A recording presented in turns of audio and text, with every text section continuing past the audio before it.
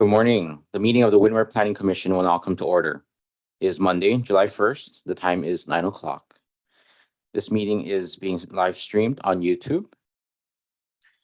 I will now introduce our commissioners, starting with Vice Chair Louis Daniele III, Good morning.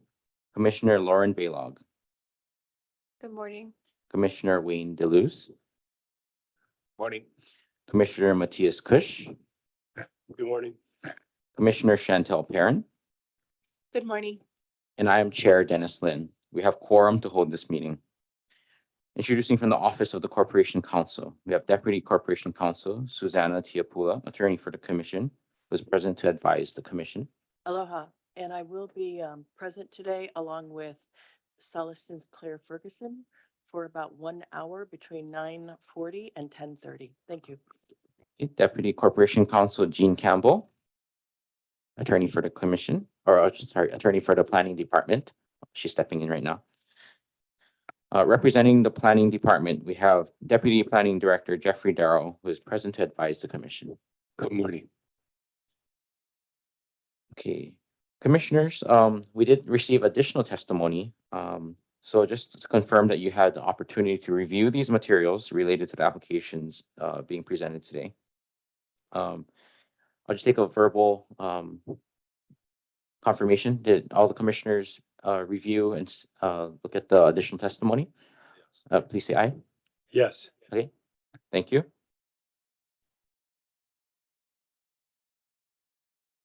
Okay, oh, thank you. Housekeeping items here, please turn off or silence your cell phones. Public restrooms are located outside in the middle of the building on the Mackay side. If there is anyone here in person who would like to testify, please fill out the yellow sign-up form at the staff table. Also, if you have any written testimony that has not been sent in earlier, you may submit it to staff now. All right, moving on to the approval of minutes. So the May 2nd and May 6th meeting minutes were circulated, as well as the June 6th minutes. I need to ask if there's a motion for action on these minutes. Chair, I'd like to motion that we approve the minutes as read. Okay. There's been a motion by Commissioner Kusch. Is there a second? I'll go ahead and second that. Okay, seconded by Commissioner Perrin. All in favor of please approving the minutes for May 2nd, May 6th, and June 6th. Oh, sorry, is there any discussion on these this motion? If not, all in favor of approving these minutes, please say aye. Aye. Aye. Any opposed? Okay, minutes are approved. Okay, as stated on the published agenda, members of the public may provide public testimony regarding any agenda item now or at the time the agenda item is called to order.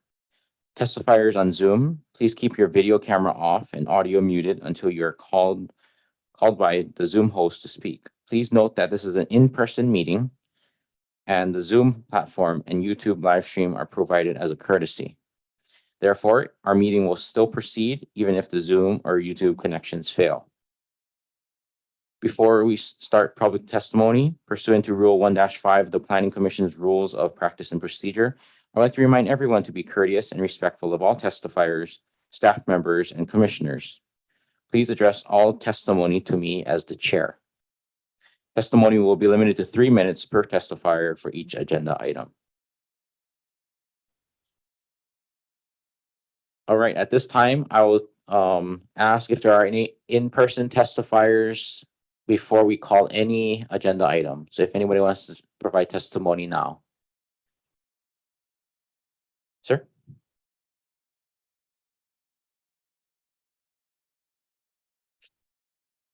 Yeah. Okay. Yeah, if you can sit down and then can press the button right in front of you that has face. There you go. If you could please raise your right hand. Do you swear or affirm to tell the truth on this matter now before the Windward Planning Commission? Yes, I do. Okay, please state your name, the area you reside in. Chris Enos, I live in Ocean View. Okay, and you have 3 minutes. Okay. I just wanted to say, I agree these people might be doing a real good service for a lot of people. But I'm the neighbor that's up the road that has to listen to all their screaming. And when you have to hear that kind of stuff all day, any loud noise will rattle your nerves.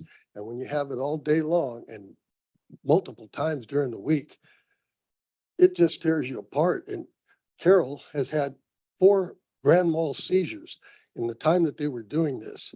And I didn't, I'm seeing the life go out of her, when she's having this seizure. She just foaming and everything. It just scares the heck out of you. And I've seen this 4 different times while they were screaming. And I don't know what else to do. We tried our best went down there and told her about it, but it didn't seem to matter. She was, and I'm not putting anything bad about her, but the thing is, she said they're trying to reach all the bad people out there. But not all the bad people are bad out there. There's not, we're just human beings trying to live on our property. That's all we're trying to do. I spent over $12,000 on soil, cinder and mulch to make my farm. I've got avocado trees, banana trees. I've got over 100 pineapples, white pineapples, yellow. I got all kinds of stuff in there. I got a pig. I've got chickens, and they're all terrorized when they're screaming like that. And even though they don't have a microphone outside and they're not using that, I can still hear them screaming. They're not trying to be courteous. They are screaming. And it's insane. It's just insane to live like that. I don't think any of you would like to be living with someone screaming like that for hours on end, hours on end. And I know they're not really aware, or they are, because they screamed out that they've been told to be quiet. Are they going to be quiet? And they yell, no. Are we going to be quiet? No. Are we going to be quiet? No. Over and over and over. You can't even, I hear them in my house with my TV on and the doors and windows closed. It's just, this is insanity. It really is. It's insanity. And I'm sorry for them, because they just can't see what they're doing to us. They're only worried about what they're doing there and how they're having all their fun and everything. But the problem is, it's killing people. I've had a bad cancer surgery. Took me almost 5 years to recover. And I had a heart attack. I got a stent. I've got a valve that needs to be replaced. My ticker's gone. She's epileptic, and it's crazy. It's just crazy. I don't know what else to say. I just want you guys to feel and understand how terrorizing this is, to have this all day, multiple days a week. Sometimes they were doing it up to 5-6 days a week. And I know they're enjoying themselves and they're doing good for people, but it's doing us harm. And I just want you to understand, this is doing us extreme harm. And that's basically, and when they first started and they were giving food away, I thought that was a wonderful thing. But several times coming home, there was cars all the way into Ginger Blossom on the highway, and you got to cross the double yellow line to go and get past them so I can go home. And this happens multiple times, when they first started. Of course, they haven't done 30 that. seconds remaining. They haven't done it recently. Anyway, I thank you for your time. Thank you for your testimony. Commissioners, do you have any questions for the testifier? Commissioner Perrin. I just wanted to know, in relation to their property, where is your property located? Oh, I'm about 800 foot. It's like uphill, and they're down here, and it's like an amphitheater, that area. So even when they're talking, we can hear them. And when they're yelling, it's, Okay, so they're down below you and you're up. Okay, yes. I got you. I can see why it's. And and that plants going around there really isn't going to do anything for us. If they had it in a building, I don't have a problem with it. I really don't. But between now and the building, they're about forcing us to move, and I can't do this. I'm too old. I'm 71 years old. I just can't keep doing this, so. Thank you, sir. I appreciate that. Okay. Any other Commissioner Kush? Sir, so in your opinion, if they build that building and they're enclosed, that would help resolve the situation? It may help a bit, but I do not for 1 minute believe that they won't put the speakers in the windows and blast it up the hill at us, because they are trying to reach people outside of the church. And they've said that themselves. They're trying to reach people outside. And how do you do it? You do it by screaming into people's houses rather than word of mouth of what a good place you are. you know? So, Thank you. And Mr. Enos, I have a question. So when these disruptions are happening, what time of day is it? when the construction's happening. When these so-called screaming Oh, and that can yelling, go on anywhere from 7:38 till 2 o'clock. so 3 from o'clock, the early early morning morning, up all until day. the They late take afternoon? turns screaming. One of them, one of the pastors will sit there and yell and, do his preaching, and the crowd's screaming and yelling back, and are we gonna be quiet? No. Are we gonna be quiet? And the other thing, I hate the devil. They're screaming that, and then he goes, let's scream as loud as we can to chase the devil away. So they scream and they're more, louder, louder, and louder. And then pretty soon we get up, and we hop in the car and leave, and yay, we got the devil out of here. We chased him away. That's not Christian. It's just not Christian-like. And, we are Christians ourselves, but I've never seen anybody act like this. Thank you. Any other questions, commissioners? Okay, thank you, sir. Thank you for your testimony. Okay, are there any other in-person testifiers before agenda item number 1 is called? Chair, I believe the 3 people on your list wanted to testify at the beginning of the Okay, hearing. okay, sorry. Roland Galban, please come up.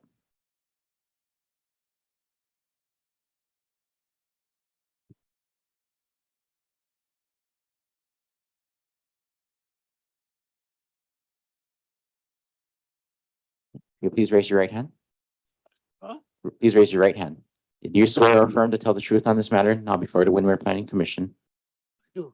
Okay, please state your name, the area you reside in, and you have 3 minutes. What? Please state your name, Oh, okay, and the area you reside, area you live in, oh, okay, and then you have 3 minutes to start your testimony. Go ahead. I cannot. 3 minutes to start. Yeah, go ahead. Yeah, I'm one of the, I don't know, you say co-founders of the church. I was from the from when we started to build a church. And I'm still at the church right now, and there was a lot of things we had to fix up with the pipes and all, but so we wanna get a sturdier building for our church. Did you have anything else to add? Or Um, okay, okay. okay, commissioners, any questions for the testifier? Okay, seeing none, we'll go on to the next testifier. Oh, sorry, go ahead, Commissioner Perrin. Sorry. So you're one of the co-founders there of the church. I can understand. You're one of the co-founders of the Yeah, church. from when we started building, we started from building the church till now. Okay. Being that you're one of the co-founders, have you found it in you to go ahead and reach out to your neighbors and let them know what's gonna happen, the days and times, to just be transparent and have them aware, so you have community support? Yeah, I'm supporting the church right now. No, no, no. Have you or anyone in the congregation reached out to your neighbors and let them know of the services that are No, gonna I take haven't. place on the Talk property? to anyone about this. No. Okay, that was my question. Thank you. Thank you. Any other commissioners have any questions? Okay, if not, thank you for your testimony, sir. Thank you. Next, I have James Ontai.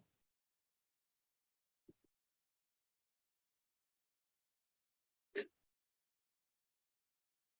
I could ask you to please raise your right hand. Do you swear or affirm to tell the truth on this matter, now before the Windward Planning Commission? Yes. Okay, please state your name, the area you reside in, and you have 3 minutes. James Ontai, I reside in South Kona. I'm the master mechanic for Hawaiian Telecom, and I'm speaking on behalf of Hope Dagny Ministries. What really touched my heart was their care and love for the people, the needs of the people out there. So I've decided to dedicate all of my free time to help with the food ministry to help address the needs of the people out there.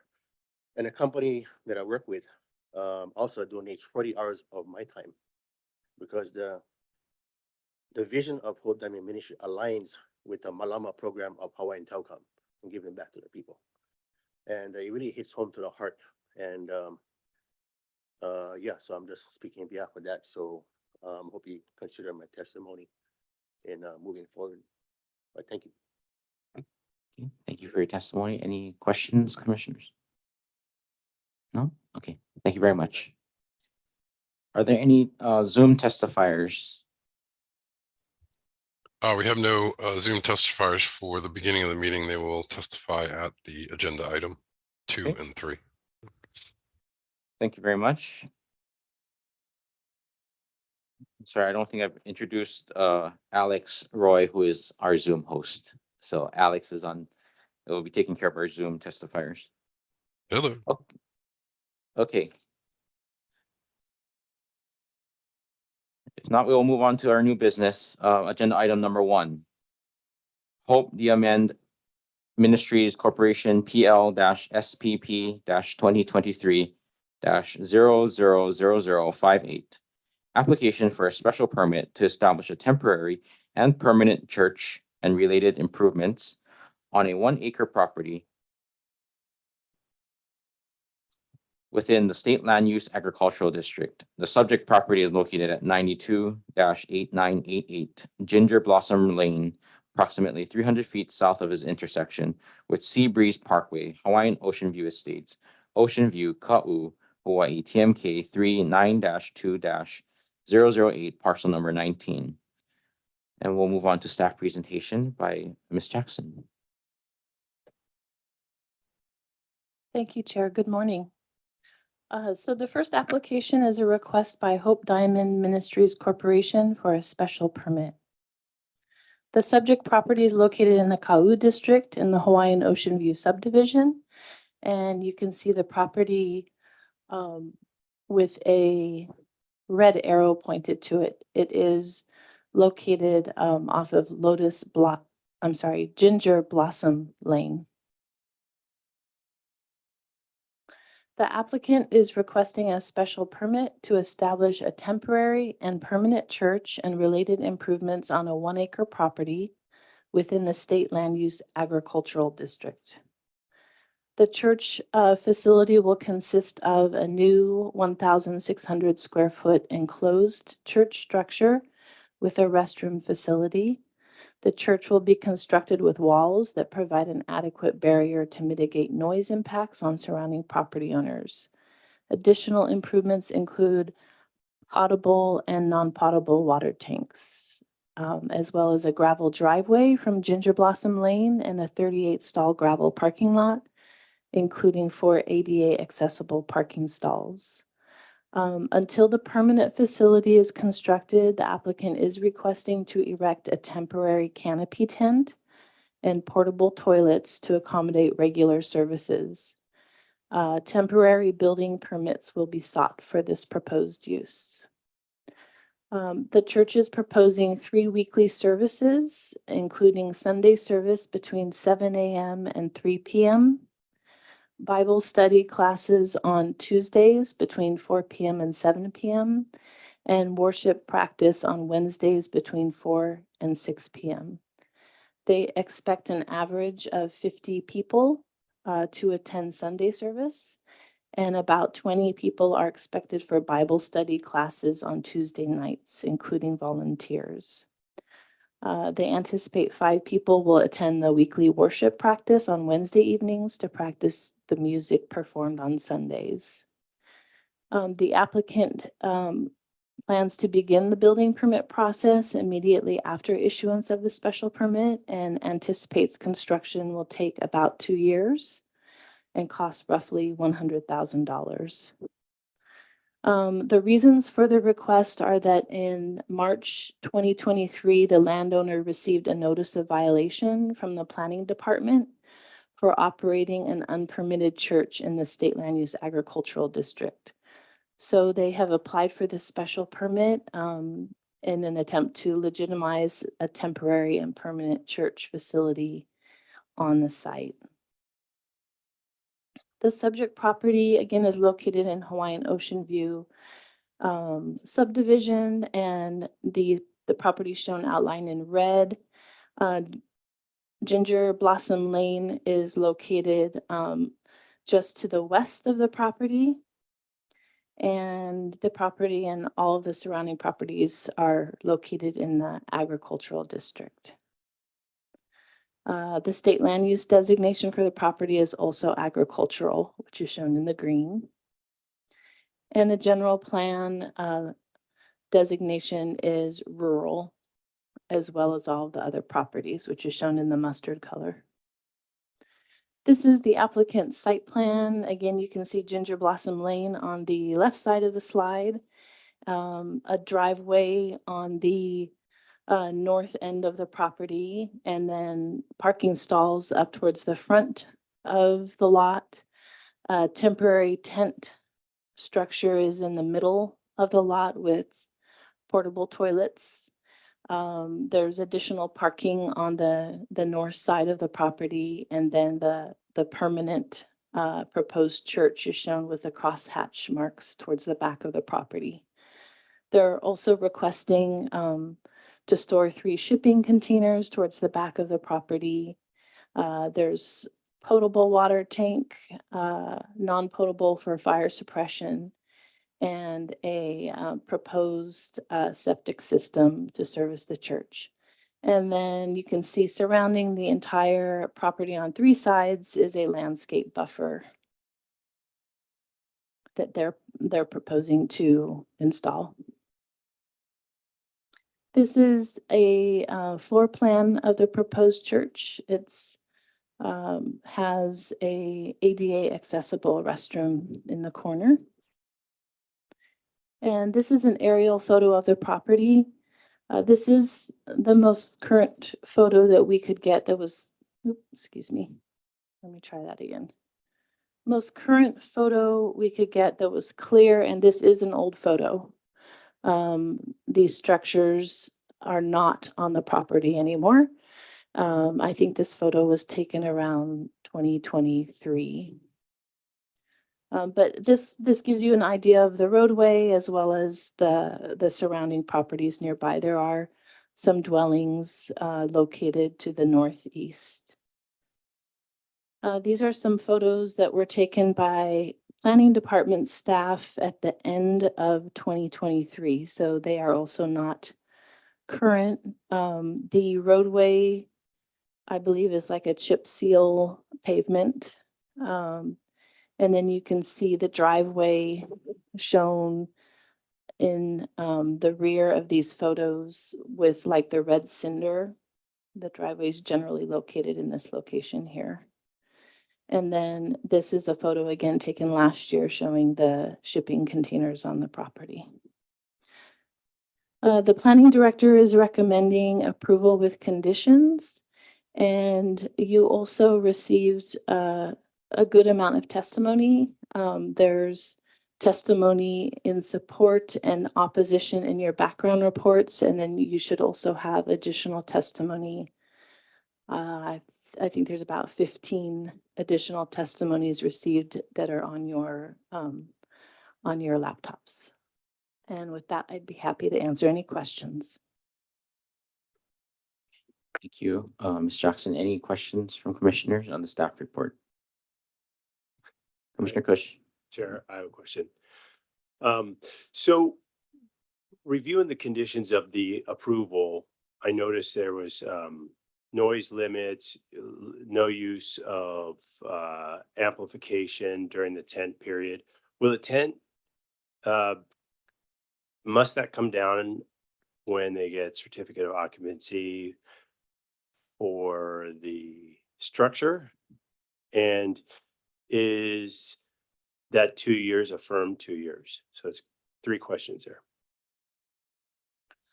So the conditions provide the applicant 1 year to operate the temporary church with a 1-year administrative time extension that the department would grant.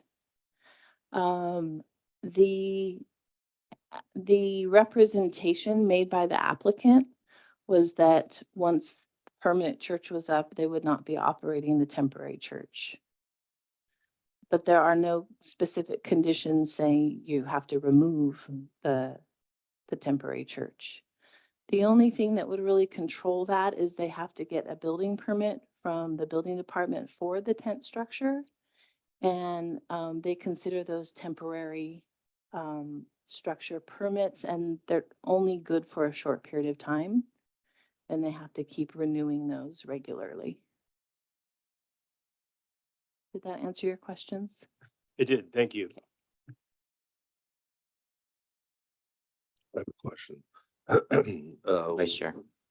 What is the building going to be constructed out of? Is it going to be a stick building, standard 2x4, cinder block? So what type of structure are we looking at?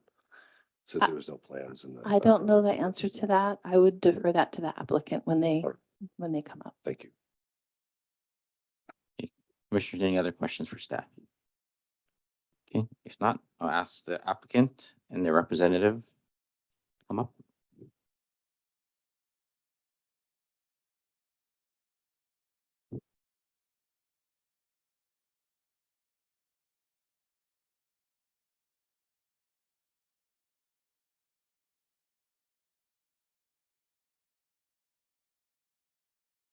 Will you please raise your right hand? Oh. And if you could please press the microphone, there you go. You swear or affirm to tell the truth on this matter now before the Windward Planning Commission? I do. Okay, please state your name, the area you reside in, and who you represent. My name is Pamela Cole. I reside in Ocean View, Hawaii. John Pippin of Land Planning Hawaii, here assisting Pamela and Hope Diamond Ministries with our application. I reside near Honoka'a. Okay.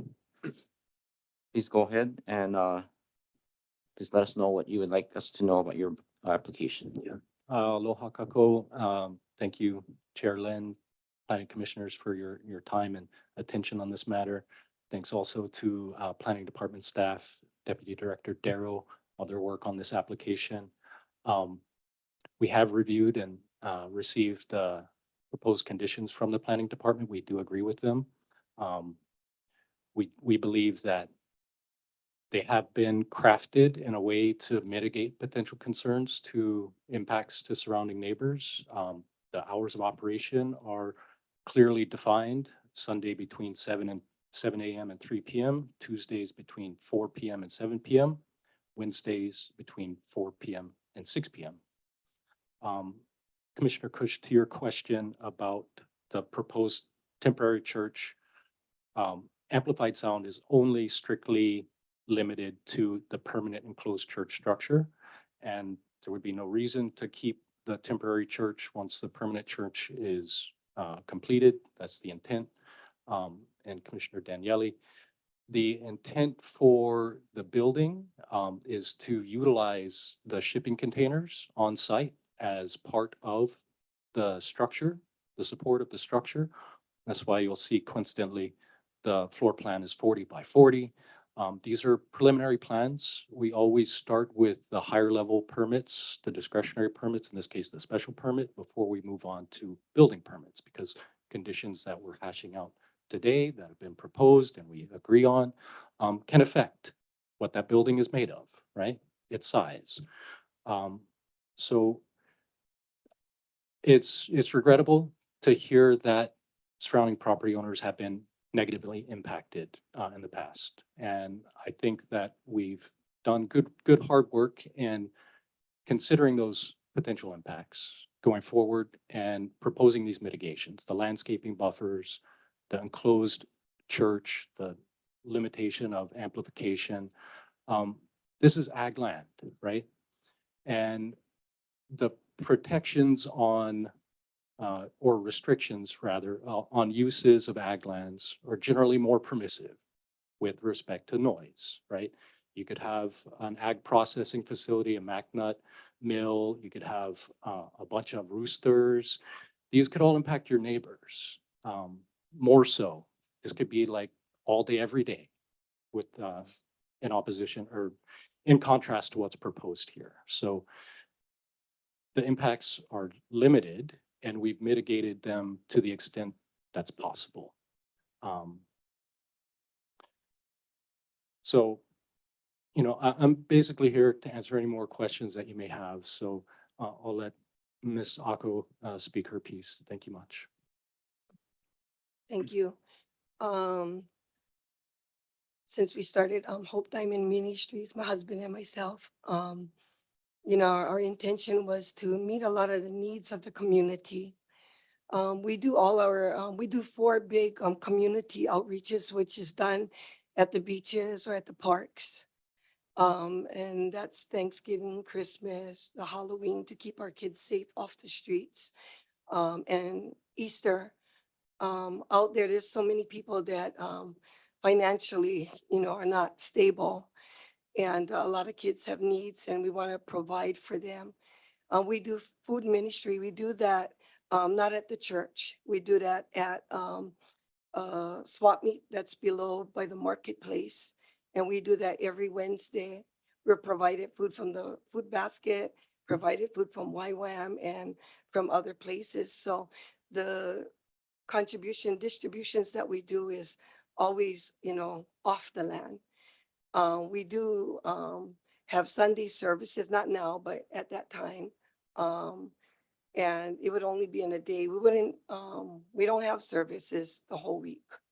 It was only done on Sundays. We did have Tuesdays for celebration recovery. That's a AA meeting without mics. And we did have occasional speakers that would come, and that would be at night and we'd finish at a certain time. And I know the law is at 10 o'clock, for the noise, and it would be done before that. We do, though, after church, we do have provide lunch, because we also invite the community if they want to come, and we do serve lunch also. They can come for church and also for a meal. But I do offer a lot of counseling in the community, which I do at the people's homes. I do celebrations of life, funerals, which we do not charge for the community, and that's mostly at the mortuaries. And in Kaud, there's a lot of Filipinos that they have it at their homes. And so even if they come to church or they don't come to church, and most people that don't come to church is where we do these services at. We provide it for them, for free. Marriages, I offer, services for that for our community. And you don't have to be someone that's coming to our church. Our everything we provide is free, and it's, for our community that we go out to. So my whole vision that I was given was to provide. I've been in Ocean View in 1997, and I've seen the community grow. And now there's a lot of families and more families that are coming in. At the time I was there was no neighbors. And so things have changed. We have a lot of homeless out there, which you don't see because they live on land that we have a lot of land out there. So they just live on those lands. But we do provide for them also. And we try to counsel them and try to help them in certain ways to keep our community safe. So if you have any questions. And Commissioner Lin, if I Go could, ahead. one more comment, just relative to ag lands and noise impacts and the conditions that have been proposed. Condition 4 requires final plan approval, and it defines the specific landscaping buffers that are required when commercial land meets residential land. So I think that is roughly equivalent to what's being proposed here, even though it's a special permit on ag land. This is more of a commercial type use next to a residential type use. So I think that really helps to put it in a framework. Thanks. Okay, thank you. Commissioners, questions for the applicant? Yeah, Vice Chair. I got a question. The vegetative buffer, do we know what plants that is going to be? Do we know what that is? Is it The proposed plants are podocarpus, yew plants, and or bougainvillea.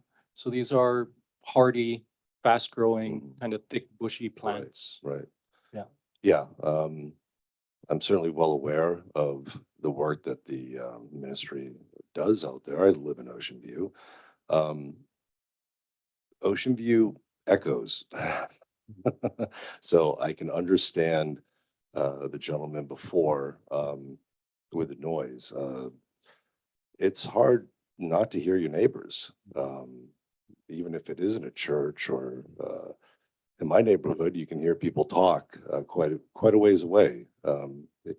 There's nothing to absorb the sound. So I think a plant like Portocarpus would help. It's very dense. It does grow well up there. You might want to think about maybe a double layer. Okay. Also, I've noticed that certain plant material, such as ironwood, they make their own noise, and it's almost a white noise. So, Sorry, Vice Chair, is that a question? No. Or are you providing suggestions? well, I'm giving you some suggestions, but anyways, that was my question. We appreciate The- suggestions too. The plant material, yeah. Thanks. The landscaping buffers are proposed to be roughly 30 feet to 20 feet to 30 feet in width. And those would be adequate to support 2 rows of podocarpus easily.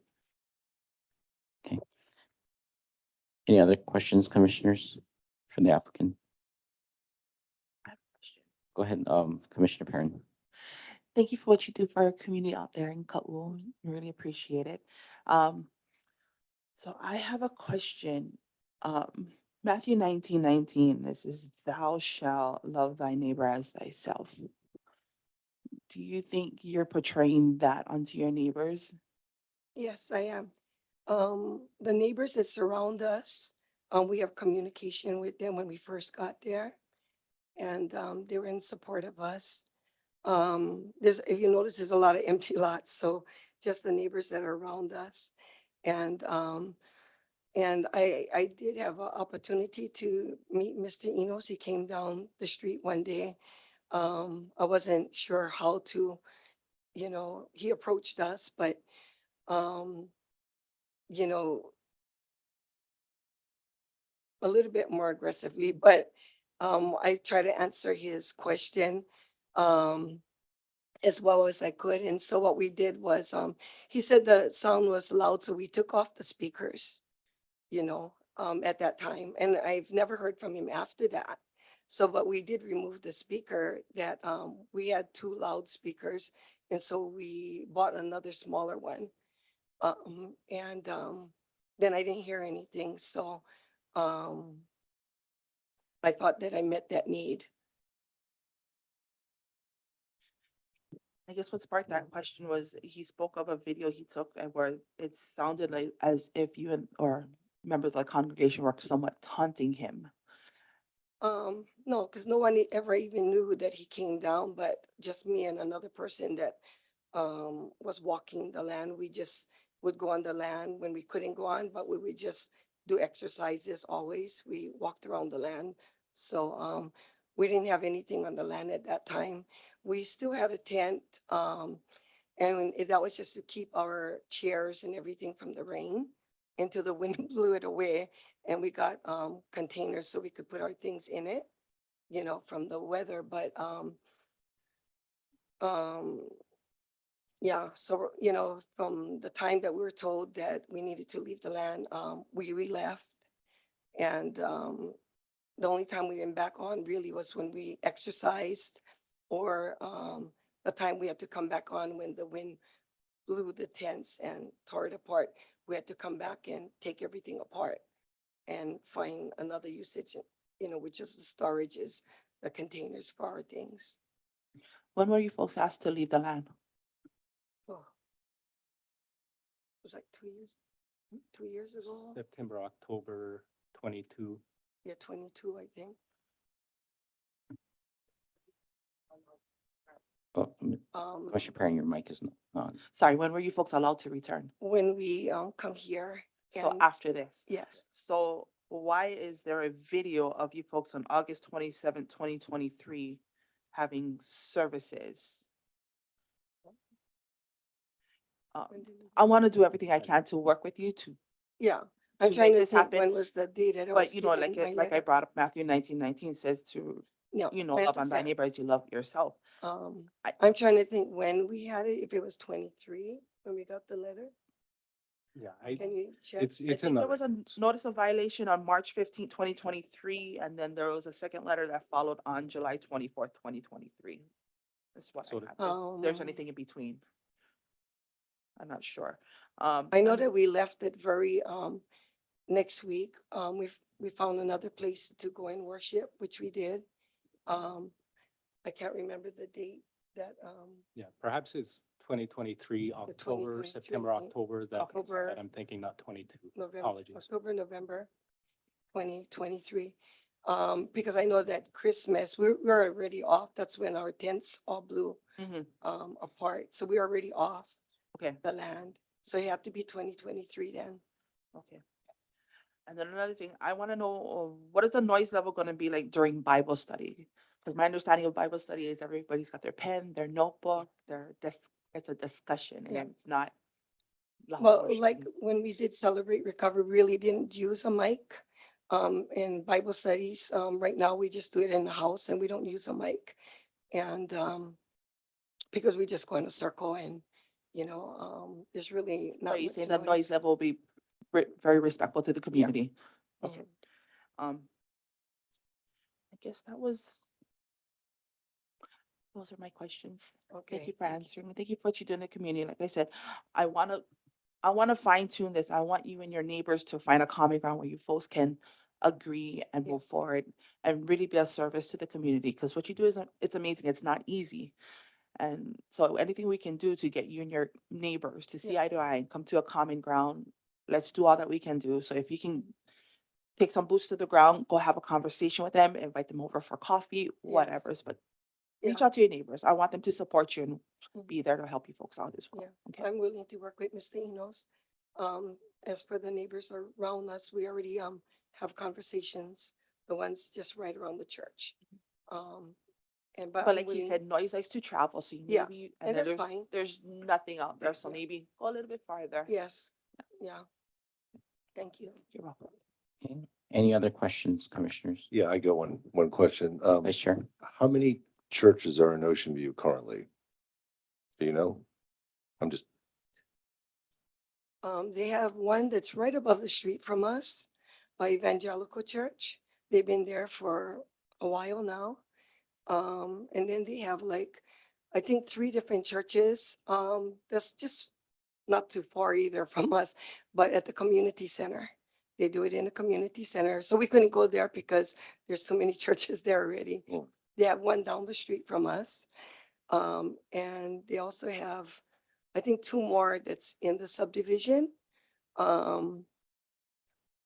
that I know about. And there's just a lot of churches in Aleo. But I think we're the most active that provides for the Right. community, because I know in St. being out Jude's, there. St. Jude's is at my end. Oh, and So, St. Jude's, yeah, yeah, they're yeah. at the park. Mhm. And we were good with them also because we used to have our church at the park. Mm. And so it was first come, first serve if no one's rented it. And that worked out well for us. We recently tried to go back there. But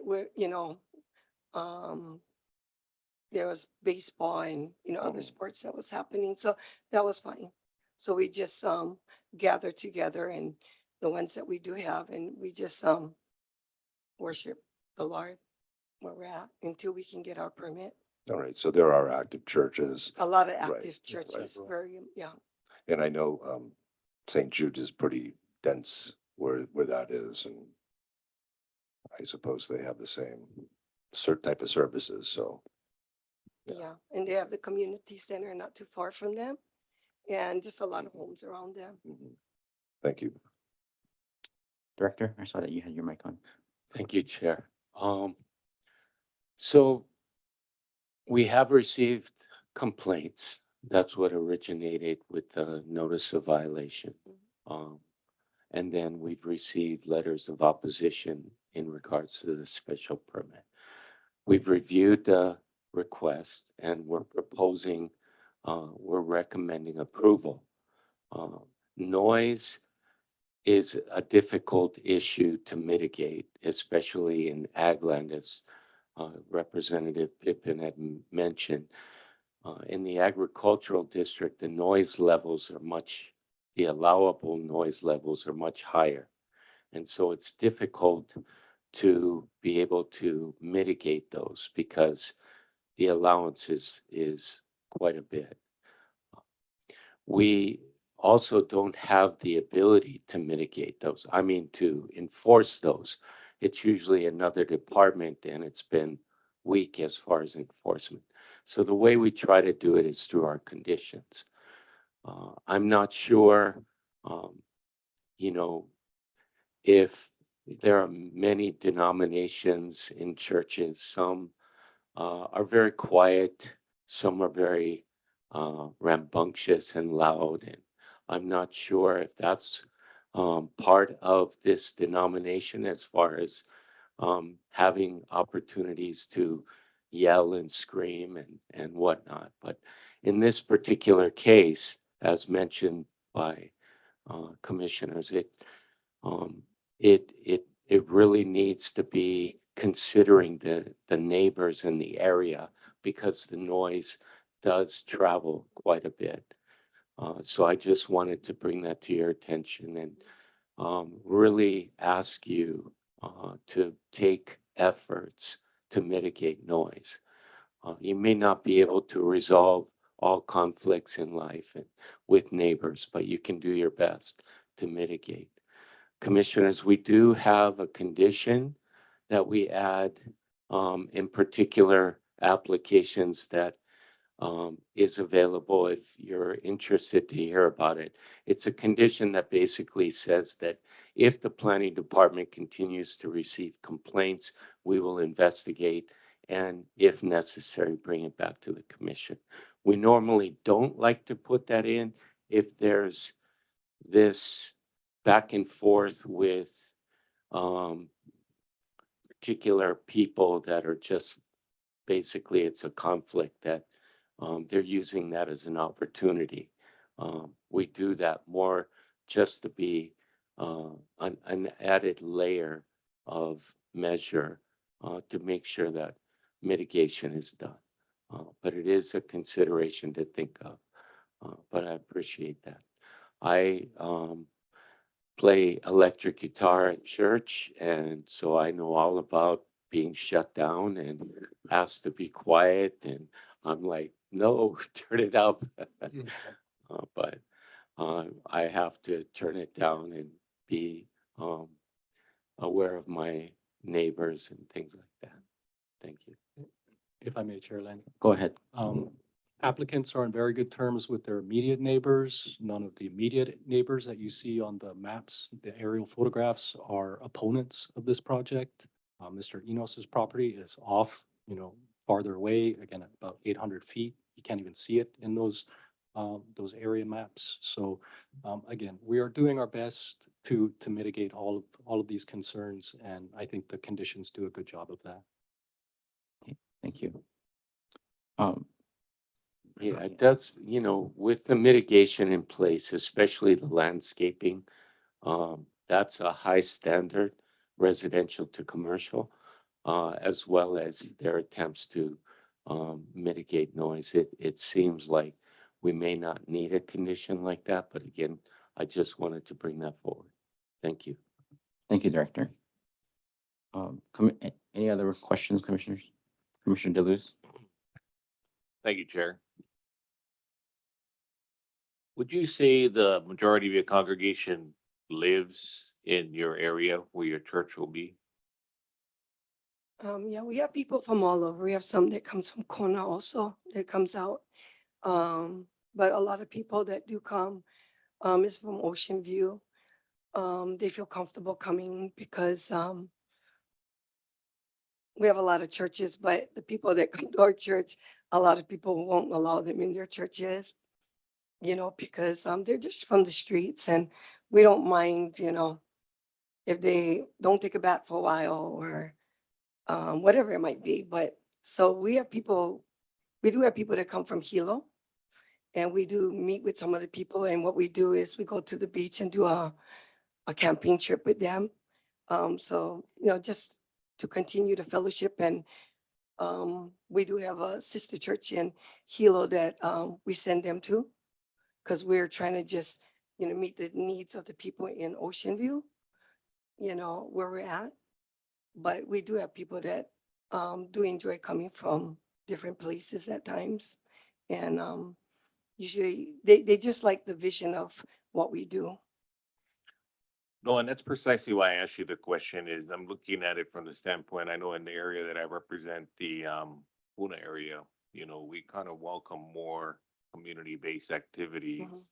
I'd rather hear people praying or praising Mhm. versus the usual shotguns and other crazy things that go on. So I mean, anything that helps, I mean, there's an adverse effect is what I'm saying. Mhm. When you don't have community support, when you don't have these kind of things that support your community. And it's an avenue of what I consider to be critically important in building a community. If not, then, for years down there was, like what happened in Puna, every man for themselves until we could cleanse the area of all these type of people. Yeah. But part of it was, and I commend you guys for converting, some people just need to see a pathway, I guess is what I'm saying. Mhm. So I just was curious to know that, yes, there's noise.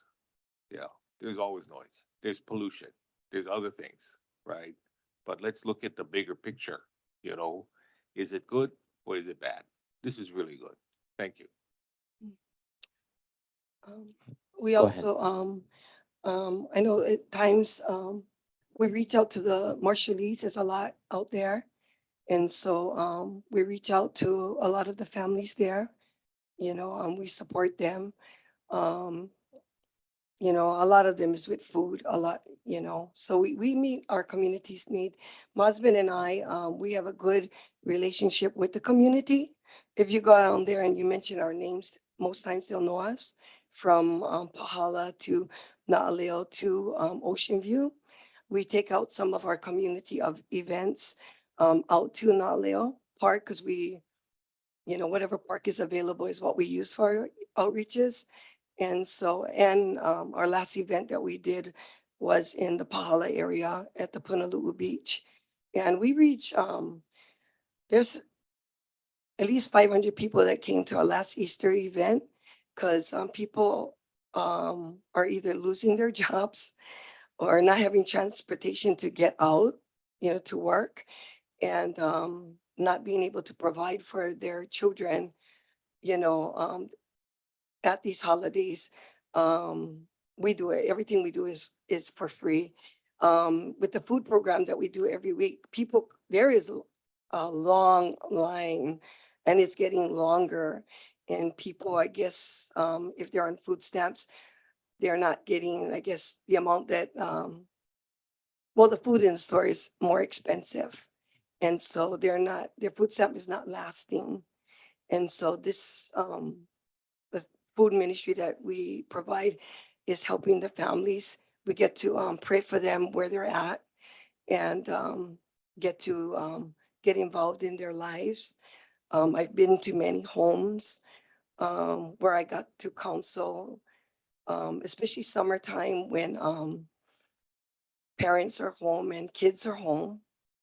It's much needed in Ocean View, for our children, for us to be there to support their families and give some guidance in um, parenting, because they don't trust a lot of systems because their children have been taken away before. And so we get to be a support only because we have a relationship with them. If not, they probably would not call on us, but because they trust us, they'll give us a call. And Chairlin, just a point of Yes. clarification, the larger holiday and food distribution events, that's not on the subject property. Those are all offsite. Okay, understood. Thank you. Commissioner Kush, you had a question? Yeah, I had two questions, one for the applicant and one for planning staff. First, for the applicant, I noticed it was put in the planning recommendation report that you had an average of 50 people on your Sunday service. Like, what do you think is your max occupancy, and what happens if you exceed that? What's your game plan for that? What do you think your max would ever be? You know, that's hard to say because Ocean View is there's so many people out there and so many families. You got one family that can consist of 20 people. And if one comes, the whole family may come. I can say 100, but you know, in reality, it just depends on the community and you know, the needs that they have, you know, because they know that we're open. I would never close my doors to anyone, no matter, you know, what denomination or what lifestyle you live.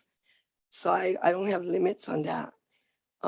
So I could say 100 today, but we have a big community and there's more families that are moving out there.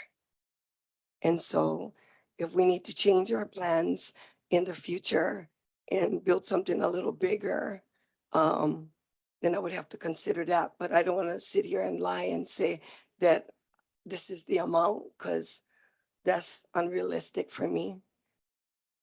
And 100% if copy I that. can follow up. As planners and in crafting this plan, we have to kind of wrap our heads around the proposed use and not only its averages, its maximums. What we've represented is our best estimate of what this church is. If it, pardon me, if it grows significantly to be larger than what's here, then we come back for an amendment. If we have to expand the parking, if we have to expand the building, that would be an amendment to the special permit. Thank you. And for planning staff, I don't know if deputy or council, my question is if during this process, they're not able to meet the conditions on the special permit, what are the ramifications of that? And if you could kind of detail, you know, just for the opposition, like what is the kickout clause here? Because a lot of times things just keep going. Yeah, so if the conditions weren't met and we received another complaint, then the department would send out inspectors to investigate the complaint. And then if there was found to be a violation of the conditions, the department would likely bring the permit back to the commission for action. And I just want to respond to your other question. Right now, the occupancy of the congregation would be limited, not right now, but once the permanent structure is built, to the occupancy under fire code. Yeah, that's why I asked it. Okay, so you just say likely, but there might be some administrative flex work to try and work it out. And if Correct. not, then it comes back, then the permit would become stale, or what would happen? We have in the past brought permits back to the commission where there were non-compliance with conditions, and the commission, I don't think they revoked the permit. I think they gave the applicant a period of time to come into compliance. So it's really up to the discretion of the commission how they would want to handle any non-compliance of conditions. I can also add in, on all of our permits, we always add the last condition that you'll see, condition 17 in this permit, which states should any of these conditions not be met or substantially complied with in a timely manner, the director may initiate procedures to revoke the permit, the special permit. And again, the other condition we were referring to is one specifically about complaints. Normally, if we receive complaints regarding a permitted activity through a special permit, that does bring concern. We will investigate even without that condition in there. And if we find that they're in non-compliance, then we may end up bringing them back. Thanks, both of you. Okay, any other questions, commissioners? If not, I have my own question. If hypothetically, if this permit was to be approved and you're starting to build a temporary church site, are those 2 shipping containers or 3 shipping containers going to be in the same arrangement? I couldn't see it clearly in the staff presentation, but I believe it was like this, and you had your meeting space in between. And you have one more shipping container across this way? Yeah, where the shipping containers are now, it's because we had a lot of chairs and furniture from the church, and we had the tents. So we try to block it just to keep it from the weather.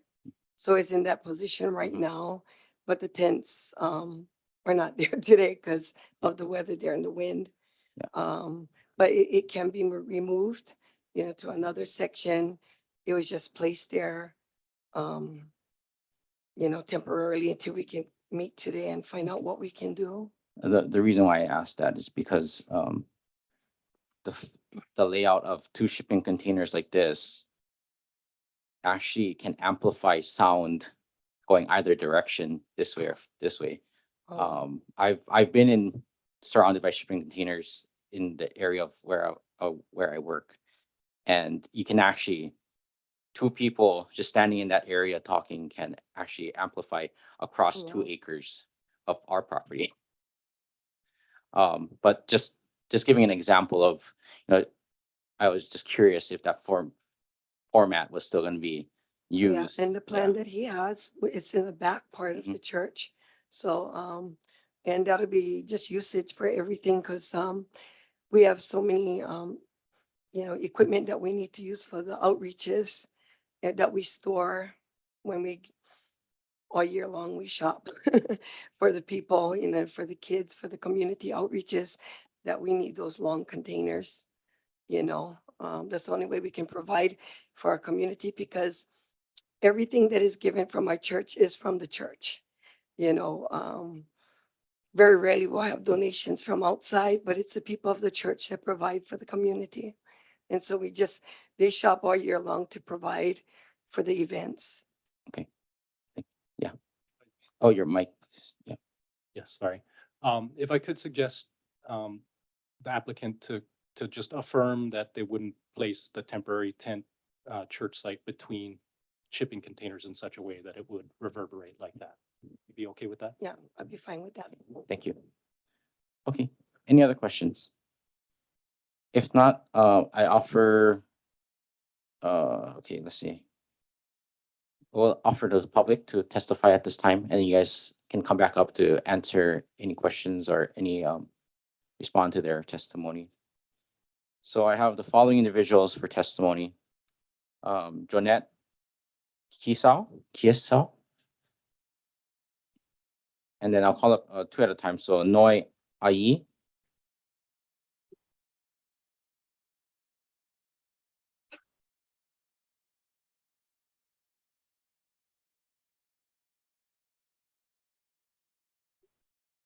It doesn't matter, yeah.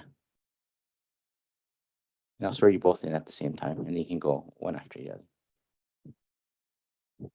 Okay, if you please raise your right hand. Do you swear or affirm to tell the truth on this matter now before the Windward Planning Commission? Yeah, your mic is on. It's just, yeah.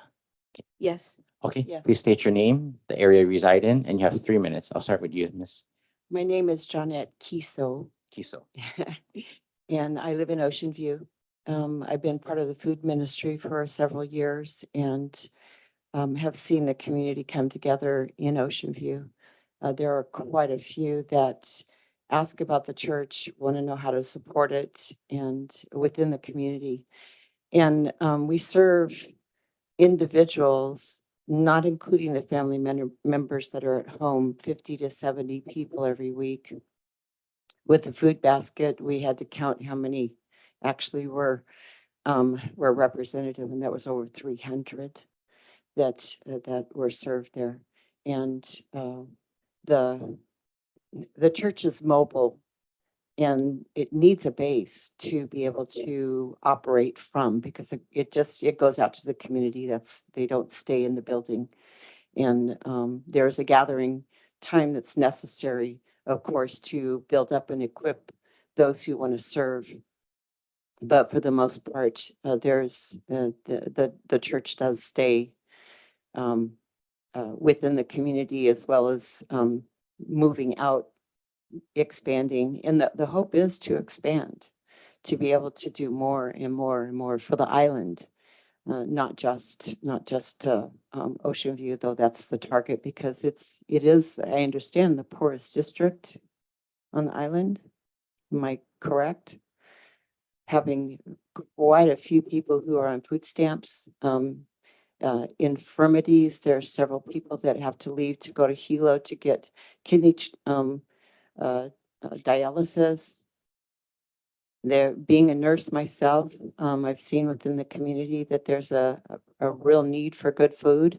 And so we do try to provide that to increase the health of the community. So they just need a base. They need a base to be able to operate from. And they don't have one right now. And it would greatly help within the means of the desires for the vision. Thank you. Thank you for your testimony. Go ahead. I'm Joy IE. I live in Alehu, but I worship in Ocean View at Hope Diamond. I started helping with when we started the TLC ministry. I helped bring the food in from wherever the restaurants made it and brought it in. And it was precious to see people's faces when they saw the food coming out. And that is awesome to see that we're blessing. And since then, I've become a part of the administration, and I've seen the growth of the people coming. Yes, some go, but it's a constant flow of different people. So I know that we're blessing people. Thank you. Okay, thank you for your testimony. Next, or actually, sorry, do you have any questions for the testifiers? Okay, if not, I'll call out the next two testifiers, Maria Old and Julia Ann de Guiar.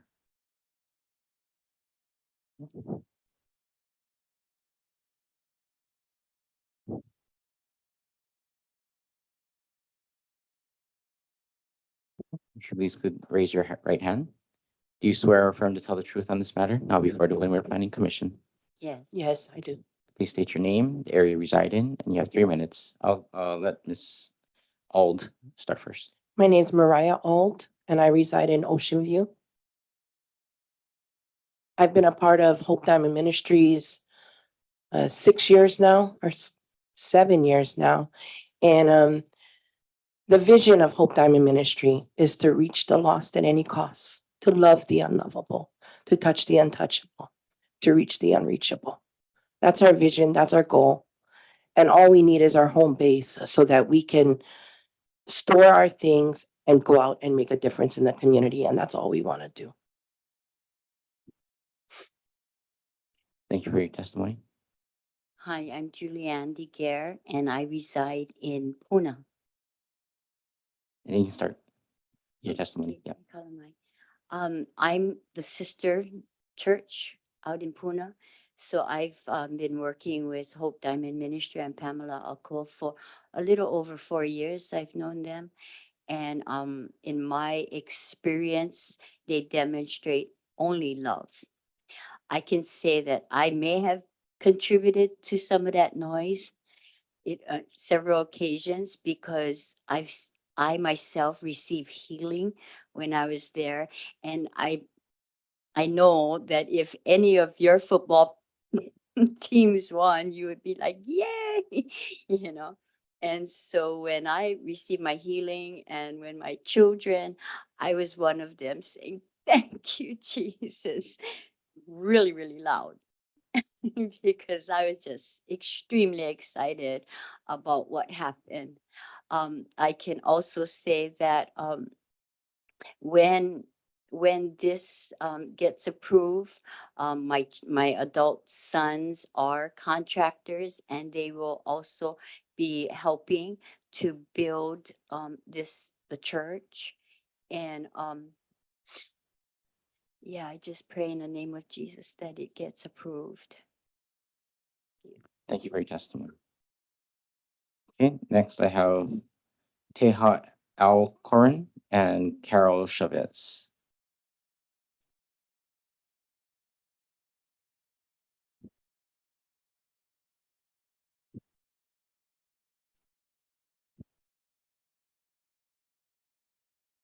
If you please raise your right hand. Do you swear or affirm to tell the truth on this matter, now before the Windward Planning Commission? Yes. Okay, please state your name, the area you reside in, and you have 3 minutes. Hi, my name is Carol Chavez. I live in Ocean View. I've been in Ocean View for now 26 years. It's where my home is. I have been with Hope Diamond actually for a long time. They have been a part of my family. It's changed my life. I was a single mother of 3 children, coming through some abuse. And some some things in my life that I really needed some help with. They have been there supporting me for many years, me and my kids. Without them, I would not be here today. Without the Lord being in my life and them showing me guidance in my life today, I'm thankful. I've watched my community grow. I have seen the people in my community on the streets. I myself have been on those streets, and I know what it's like to be without food, without water, without any support. And Hope Diamond Ministry is a support for us out there in Ocean View, especially being a rural area.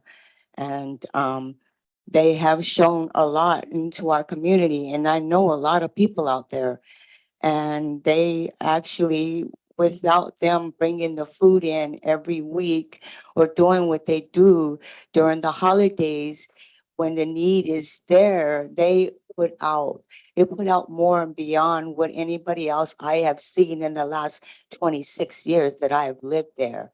And there is a lot of physical abuse, mental abuse. There's a lot of mentally ill in our community. And by having them there, they actually support that, and they don't judge us.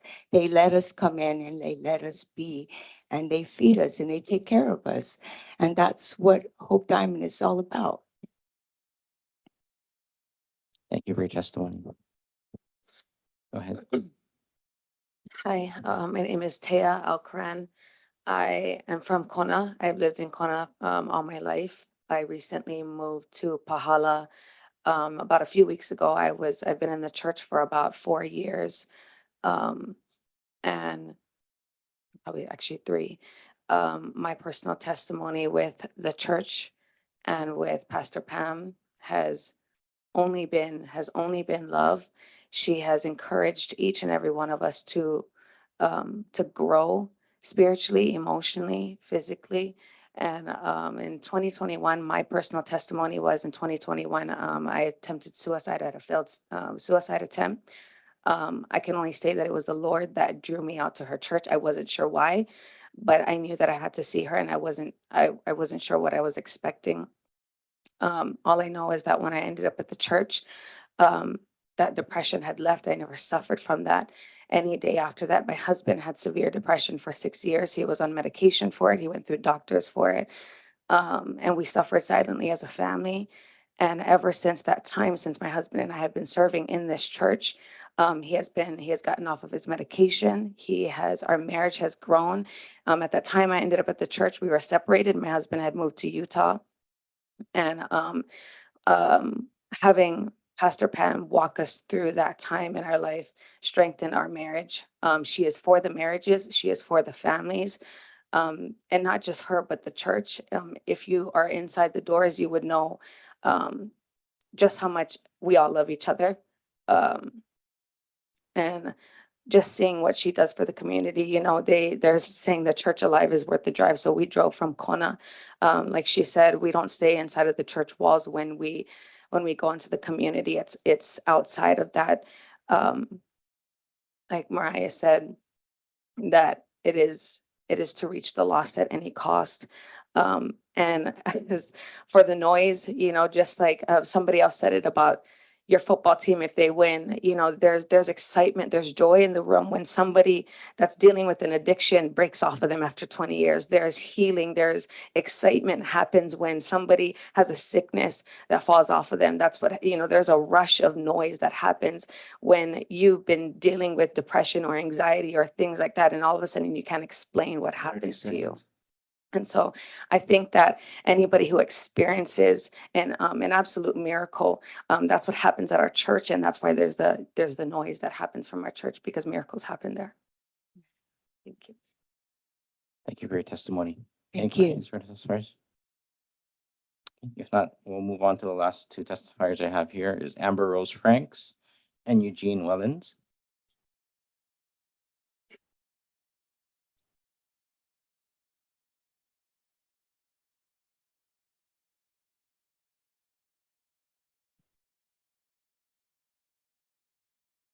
If you could please raise your right hand. Do you swear or affirm to tell the truth on this matter now before the Windward Planning Commission? I do. Okay, please state your name, the area you reside in, and you may start at 3 minutes. Yeah. And, yeah. My name is Eugene Wellens. I reside over in Mountain View. When I talk about, you talk about the accomplishments of Hope Diamond, so much that happens with that. But one of the things that, coming from the States, I came over here in 2015, struck up a relationship with Brother Lance and went to the church. The church is basically a beacon of light in a community that needs it. It's basically where people can come in and get the things they need, whether physically, emotionally, and also spiritually. It's a people who really care about the community.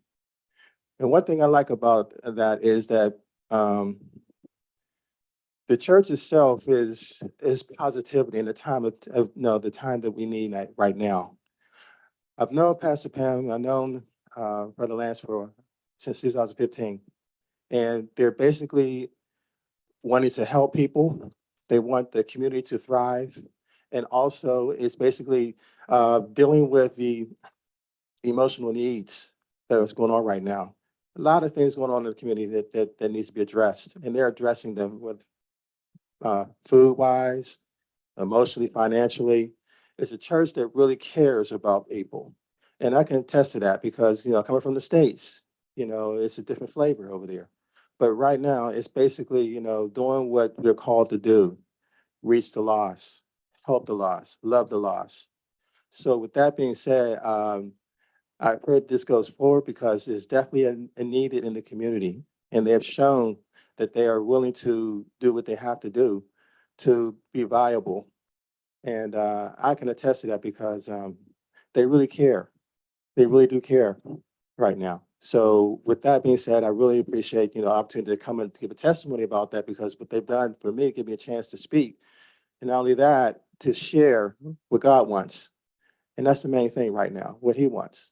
And he wants everybody to thrive. So with Hope Diamond Ministries doing that, they're tops as far as I'm concerned. Thank you for the opportunity. Thank you for your testimony. Go ahead. Hi, my name is Amber Franks. I did write in an email, but I felt called to be here in person. I put my married name, Demott, on there, so you'll probably see that. I reside in Ocean View. I've been going to the church for 2 years. I moved here in 2019 and my mom passed during 2020 and COVID. And during that time, I have 3 teenage daughters. My husband grew up here on the island. He's lived in Ocean View for about 18 years now. When I found Hope Diamond, though I looked okay, I wasn't on the streets or anything. My family, my life, my relationship was on the rocks. Um, I also was suicidal when I went there, and it just it brought me hope, literally what is in the name of the church. And taking my daughters there, they have seen what it's like to help the community, to be of service. My other daughter's going in her final year, senior year, and they take Avid and stuff. So they're able to like sign off helping with the children's ministry, helping go out and feeding the community. So it's important to me. And all my kids are getting straight A's now, as well. Just seeing the increase that's happened in my own family, and my relationship got better. We got married by Pastor Pam. She helped minister to our marriage. And I work at the local restaurant, Kailoki's out there, and I see a lot of people come in. I happen to be a bartender. I haven't left that job because I do feel like the Lord put me there. I talk with people, I hear people talk about what they're going through. And even if I seen her come in to have lunch, just see people that I know who are struggling, just know her and go up and just feel the love and the hugs from her. And I even have friends who've come and visited because I moved here from California. Like he was saying, I've never found a church like this that's just so about community and the people and humanity as the world has been going, And I've had friends come here and just feel the love and want to take that back. And I even have a friend trying to move here from South Dakota because she just wants to be a part of a community and a church that's on fire and wants to go help others. So I just thank you guys for taking the time to listen. And I try not to get emotional because it really, my life was very different 2 years ago before I came across Pastor Pam and this church and their love. Thank you for your testimony. Okay, is there anybody else here in person who would like to testify? Okay, if not, is there anybody on Zoom that would like to testify for agenda item number one? We have no testifiers for agenda item number 1, Chair. Okay, thank you very much. I'll ask the applicant and the representative, please come back up to the table. Okay, at this time, applicants, do you have any response or anything else to add to your application before we take any action? Yes, thanks. Let's go ahead. I'm just really honored to be a part of their journey in this small way. This process is difficult, even for the best projects, but it makes our job as planners a lot easier when they're doing the good work for the community that we can just hope to bring to you. So again, thank you all for your service, and really appreciate you. I'm honored too. I didn't expect everyone to come out today. But so my husband passed 3 years ago in a hit and run in Ocean View. Sorry.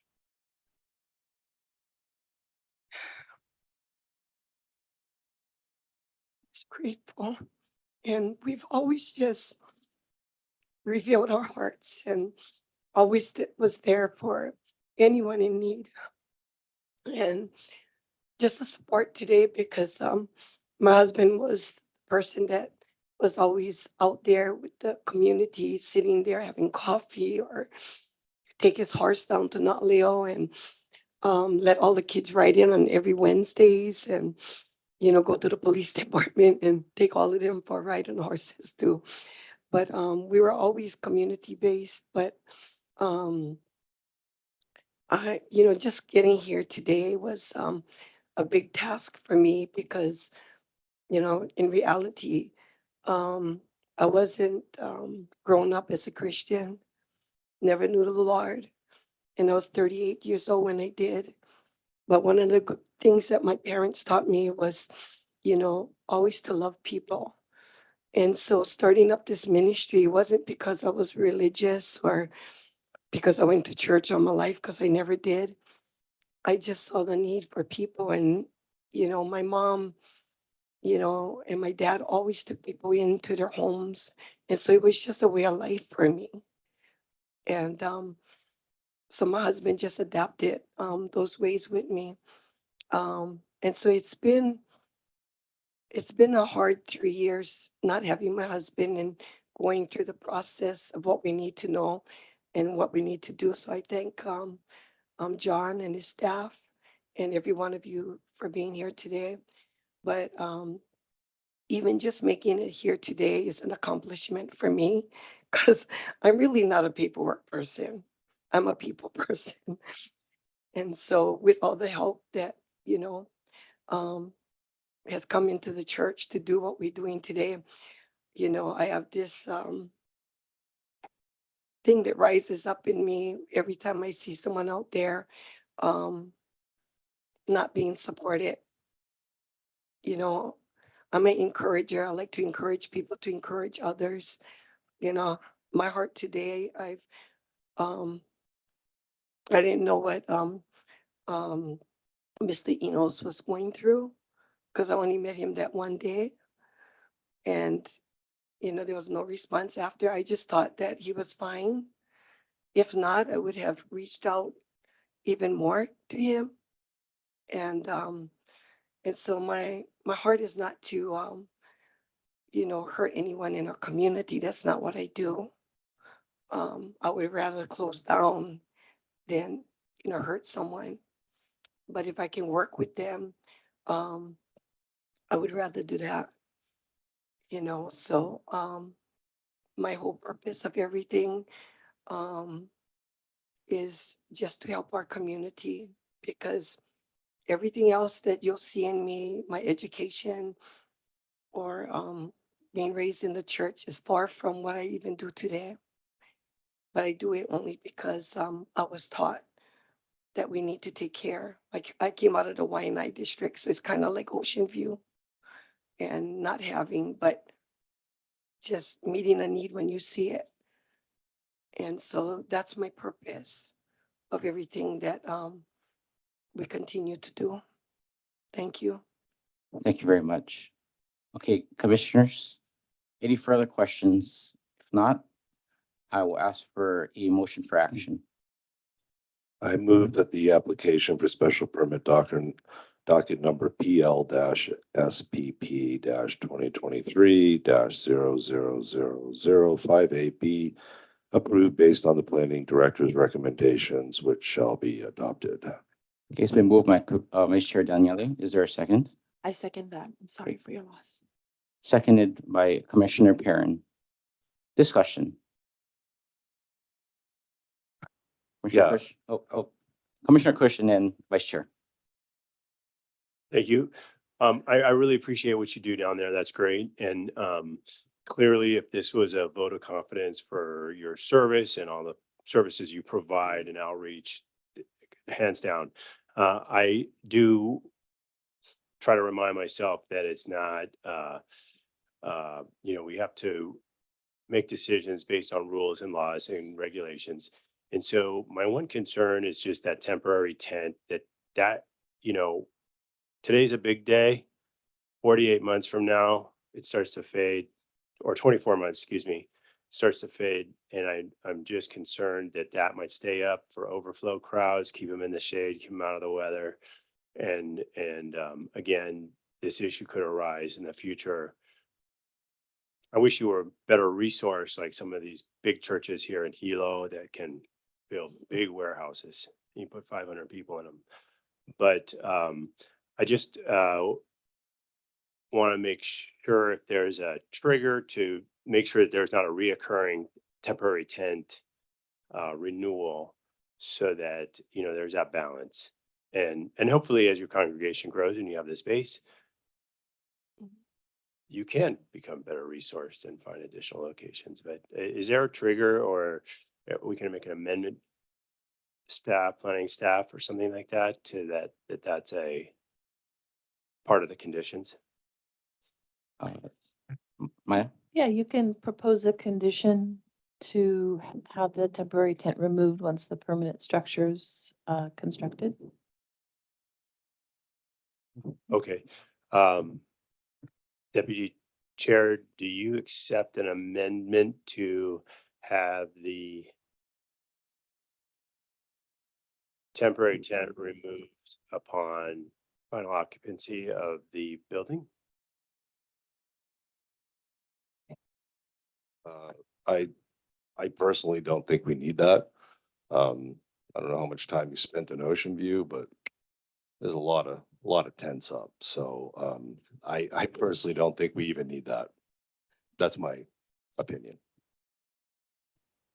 And Commissioner Kush, I think how we currently state the conditions, if it doesn't comply, the process to revoke starts. So if their physical building is not built and this temporary structure is not removed after the fact, that is a violation because it has to be temporary then permanent.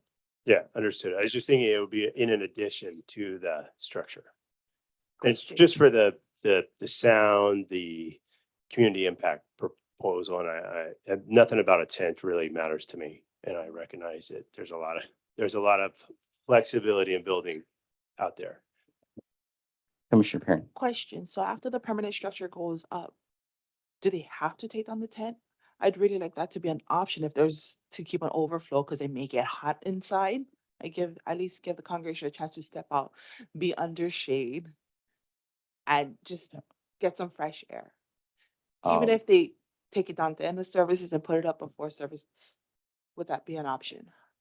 And that's the question I would ask staff or maybe even Department of Public Works, because it's a temporary building permit, a temporary structure permit. So I think that would be something that you would have to clarify with DPW and Building Division on that. Because I believe temporary structure is only good for a certain amount of time. I mean, 'cause So wouldn't it be the same as popping up a 10 by 10 just so they can go outside and have some fresh air and not be in the weather, I'm not sure. staff? I think there's a difference between a temporary tent that has a building permit Yeah. as a temporary structure and just a pop-up tent that they pop up just for the service and then take down after the service. Okay, thank you for clarifying. I want them to have that option where they can set up a pop-up tent, even if it's that one, just to give their congregation an added space just to go get some fresh air out of the elements. Can speak to Okay, that. go ahead, Director. So at this time, reading the conditions the way it is, I mean, it appears the intention of the applicant was to have this temporary tent structure until such time they did receive the permanent structure. There really isn't anything specifically stating in the permit that once the permanent structure is built, the temporary needs to be removed. The intention is that the permanent will be the church.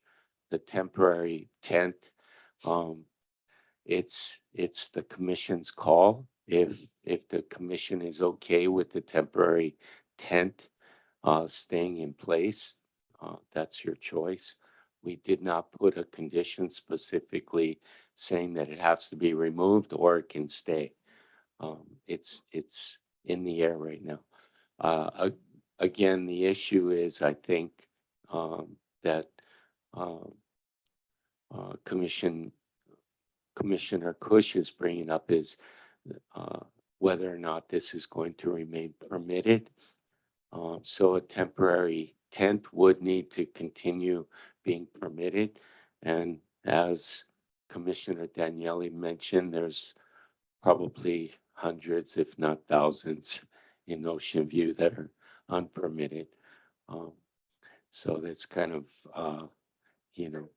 we got to be fair as well. But again, the department doesn't have any problem with the temporary tent staying for whatever use they may need it for. Okay, hearing that discussion, Chair, I'll withdraw my motion or my amendment.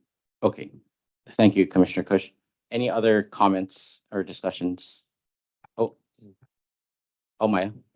Yeah, I just wanted to, again, also restate the condition related to noise. It says, the use of amplified sound shall be prohibited for the temporary church and outside of the permanent enclosed church structure. So even if they were to continue to use the temporary tent, they could not have amplified sound in that. Thank you. Any further discussion? Yeah, I just had a comment. Go ahead. So you know, being in Ocean View for over 2 decades, we certainly have a need for, you know, the services that you do. You know, we're kind of the home of the downtrodden, the disenfranchised. I see it.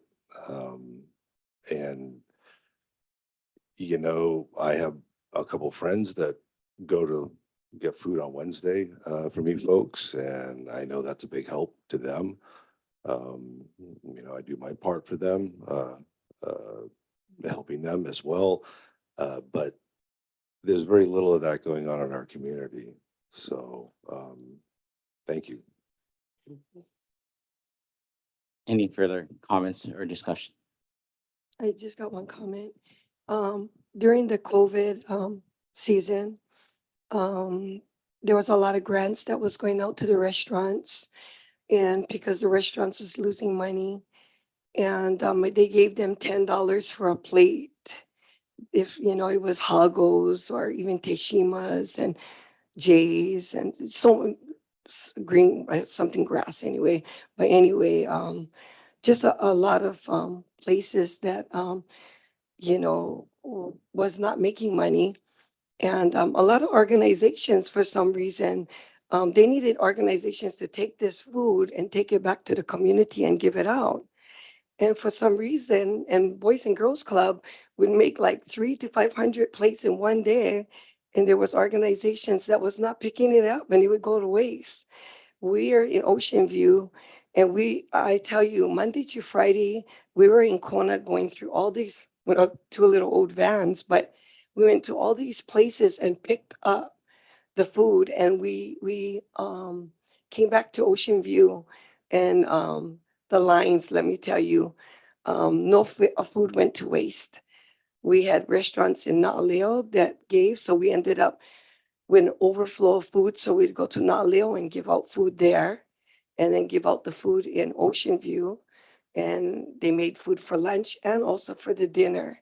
And I tell you, we gave out, I would personally say it would have been over 30,000 plates during the season and plus, because there was a lot of people that wouldn't pick up the food at these places, but we knew the need of our community. And even if it took some of the people to get out there on their trucks because it was overload, we went and did it. And we came back because we knew the people had a need, especially during the COVID time. And Christmas Eve, New Year's Eve, Thanksgiving Eve, Costco would call us up. And these are the eves that you can stay at home with your family. We would go out there because Costco would have over 200 turkeys and pallets full of food. And we would go on the eves at 6 to 7 o'clock. And I would put it on the bulletins on Facebook for people to come and get food, for their Thanksgiving, because we get all this free food and early in the morning because it's Thanksgiving Day or Christmas Day or whatever. And, at 5, 6 o'clock in the morning, you have lines and lines of people. And, but we make the effort to get out there, when other organizations would not go on Christmas Eve or because they have better things to do with their families. But we gave up our family time to make sure that that no family goes without a turkey or a meal. And until today, we don't have as much food from Costco because they don't order as much now. But we support that, and we still give 100 turkeys, 100 grocery bags. We still do what we can, to provide for our community. So I just wanted to add that in, that just that we go above and beyond if we have to meet a need. Thank you. Thank you. I do think this is what your services and what you're doing is essential for this community. This community down south already has a lot of strife, a lot of discourse. And I'd hate to have more discourse. Yes. And I believe what the planning department has written up here in the conditions does satisfy, or at least attempt to correct a lot of the issues that have been brought up. And you know, you guys live in a small community, and hopefully you can bring together the issues and talk it over and make sure that everybody gets heard. Um, so that's just my comment. I hate to see more community be broken apart down in your area. So okay. Any other further discussion? If not, I believe we will call for the question. Thank you, Chair. The motion is to approve the special permit as recommended by the Planning Director. Vice Chair Daniele, Aye. Commissioner Perrin, Aye. Commissioner Baylog, Aye. Commissioner Deleuze, Aye. Commissioner Kush, Aye. and Chair Lynn. Aye. Okay, the motion carries 6-0.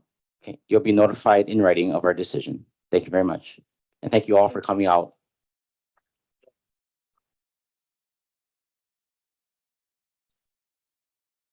All right. Yeah, let's take a 10-minute break. We'll come back at, what is that, 10:40? 10:50. So Planning Commission is now in recess.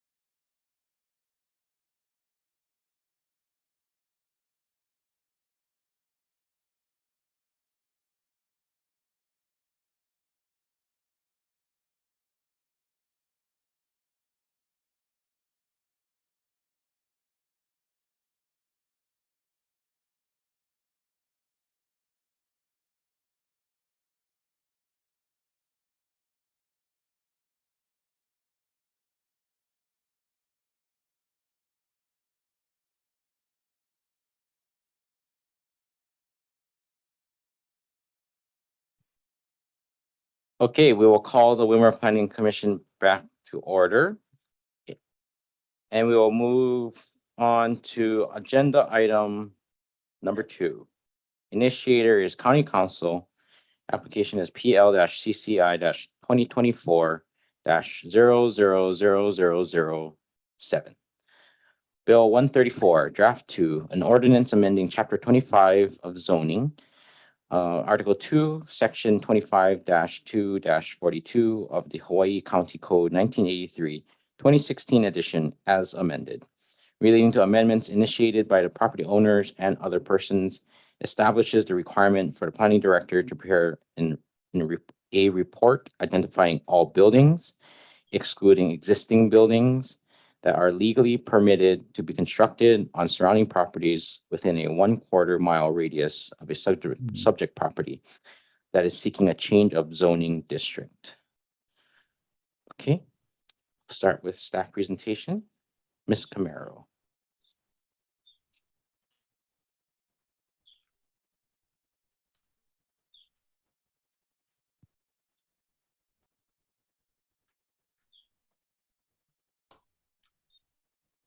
Thank you, Chair and members of the Windward Planning Commission. Before you today, we have the County Council initiated Bill 134, which is relating to zoning amendments that are initiated by property owners and other persons. This specific amendment would be to Chapter 25, Article 2, Section 25-242 of the Hawaii County Code.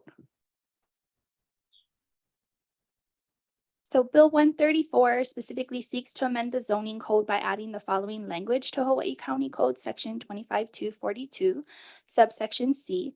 This specific section of code specifies the criteria and timing for the planning director to complete recommendations to the commission for any changes zone applications. The specific request is outlined in number 4 at the bottom that states that the director shall prepare a report identifying all buildings, excluding existing buildings, that are legally permitted to be constructed on surrounding properties of which any portion is within 1/4 mile of the perimeter boundary of the subject property. The director shall transmit the report to the commission and the council prior to the respective consideration of the changes zone sought by the application. The impact analysis of Bill 134 includes that Bill 134 in its current form would necessitate the planning director to compile an additional report to assess the potential construction of new buildings within a 1/4 mile radius of any proposed changes zone.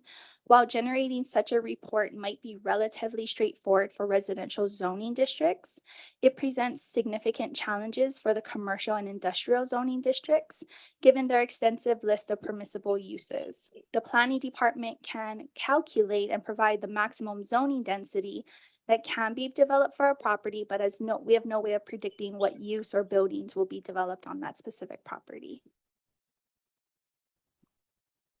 For example, staff can determine that for a 40,000 square foot parcel with RS10 zoning, approximately 4 lots can be created with up to 2 dwelling units per lot can be placed on it. However, for the same 40,000 square foot lot in the CV10 zoning district, any of the uses listed in the permitted uses table in Hawaii County Code Section 25-5-122 can be established on the property. I'm going to go ahead and show you that on the next screen, so just hold that thought. The planning department can calculate and provide the maximum zoning density that can be developed for a property, but is no way of predicting what use or buildings will be developed as stated earlier. So as mentioned, this is the Section 25-5-122, which is the permitted uses that can be put onto a CV district property. We have approximately 49 permitted uses. The planning director's recommendation. At this time, the planning director recommends that the planning commission send an unfavorable recommendation of Bill 134 to the county council as written.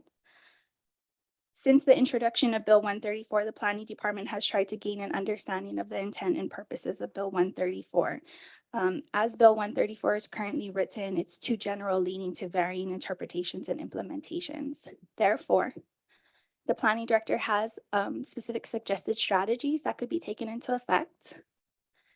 The first one being a target analysis. We could concentrate on properties within a smaller radius or those most likely to undergo development, thereby streamlining the report's scope and complexity. Summary reports, we could offer a summary report that emphasizes crucial zoning regulations and potential developments, avoiding exhaustive detail on every permitted building. We could use existing tools, employ zoning maps, comprehensive plans, and GIS tools to deliver visual and data-driven insights without the need for extensive manual reporting.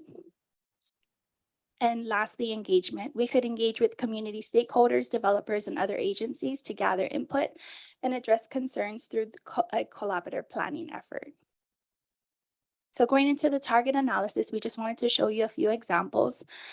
For target analysis, staff compiled a list of surrounding properties for TMK 8184 that are within a 500-foot radius, and we specifically focus on zoning districts that are more complex than the residential district.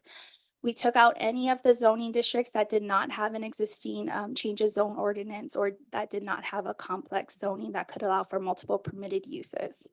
So when we're looking at this line 2, my apologies. I clicked too quick. This RS10 district with 299,475 square feet, you could create approximately 29 lots on that. And that's what we were mentioning earlier about the RS10 zoning districts are quite fairly easy to understand what could be possibly done on them. For the summary reports, staff provided examples from past background reports to illustrate how additional details could be incorporated into the surrounding property description section within all change of zone background reports. So we included an example of a past summary report for the same TMK, the 8184, and we just went on a little further to include an additional sentence on the bottom, which we have shown in a Ramsier version that's underlined, where we went on to describe like the commercial structures with parking lots and 2 service stations within the 500-foot radius instead of a quarter-mile radius. We also went on to state that most of the zoning within the 500-foot radius of the subject property has been in place since the enactment of the zoning code. There has only been a total of 3 zoning ordinances that have occurred within the 500-foot radius of the subject property, with 2 of them being constructed and completed while 1 was still active and being constructed. The existing tools, so staff routinely generates maps for presentations for each change of zone application, and these zoning maps can offer valuable insights into surrounding properties. This is the specific aerial tool that we use for the same property located in Kona. In addition, we also like to provide the commission and the public with our GIS tool, which currently shows the existing zonings of the surrounding property. And lastly, engagement. The director is suggesting that the county council may consider requesting specific infrastructure information from other agencies, such as the Department of Water Supply, to furnish water availability information or other information for the broader rezone area, not just the subject property, to aid in the planning process. For example, the Department of Water Supply will typically furnish the planning department as well as the commission with a specific comment letter. And I apologize, it's a little small, but this is basically their example of how they would respond to a specific change of zone application that's more specific to the parcel rather than a broader area. So the director is just suggesting that we work with these existing departments to open up that broader aspect and open up that discussion. So the next steps for Bill 134, the Planning Commission are required to take action on Bill 134 by transmitting their recommendations to the council by July 31st, 2024. The commission may recommend approval of all, some, or none of the director's suggestions. The commission may also recommend their own revisions to the bill. The Windward and Leeward Planning Commission's recommendations will be forwarded separately, but at the same time to the county council for their consideration and decision. And if the commission fails to act on the proposed bill by this date, such an action shall be considered as an unfavorable recommendation by the commission. And that concludes my presentation. Thank you, Tracy. Any questions for Tracy? Okay, if not, may I ask the introducer of the bill, please come up. Okay, and I could swear you in. You swear to affirm or tell the truth on this matter now before the Windward Planning Commission. I do. Okay, please state your name, your position, and you may go. Thank you. Good morning, Chair Lynn, Vice Chair Daniele, members of the Windward Planning Commission. My name is Holeka Goro Inaba. I represent District 8 North Kona on the Hawaii County Council.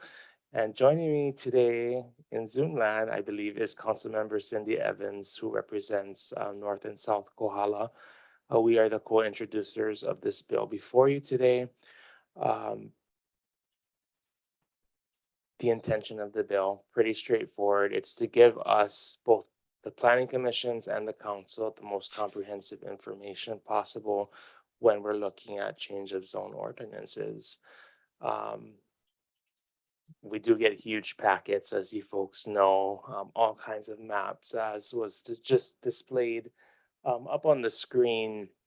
I think right now, the issue is that we don't have a comprehensive inventory of all the change of zone ordinances that have ever been approved on this island. We have overburden on our infrastructure across the island.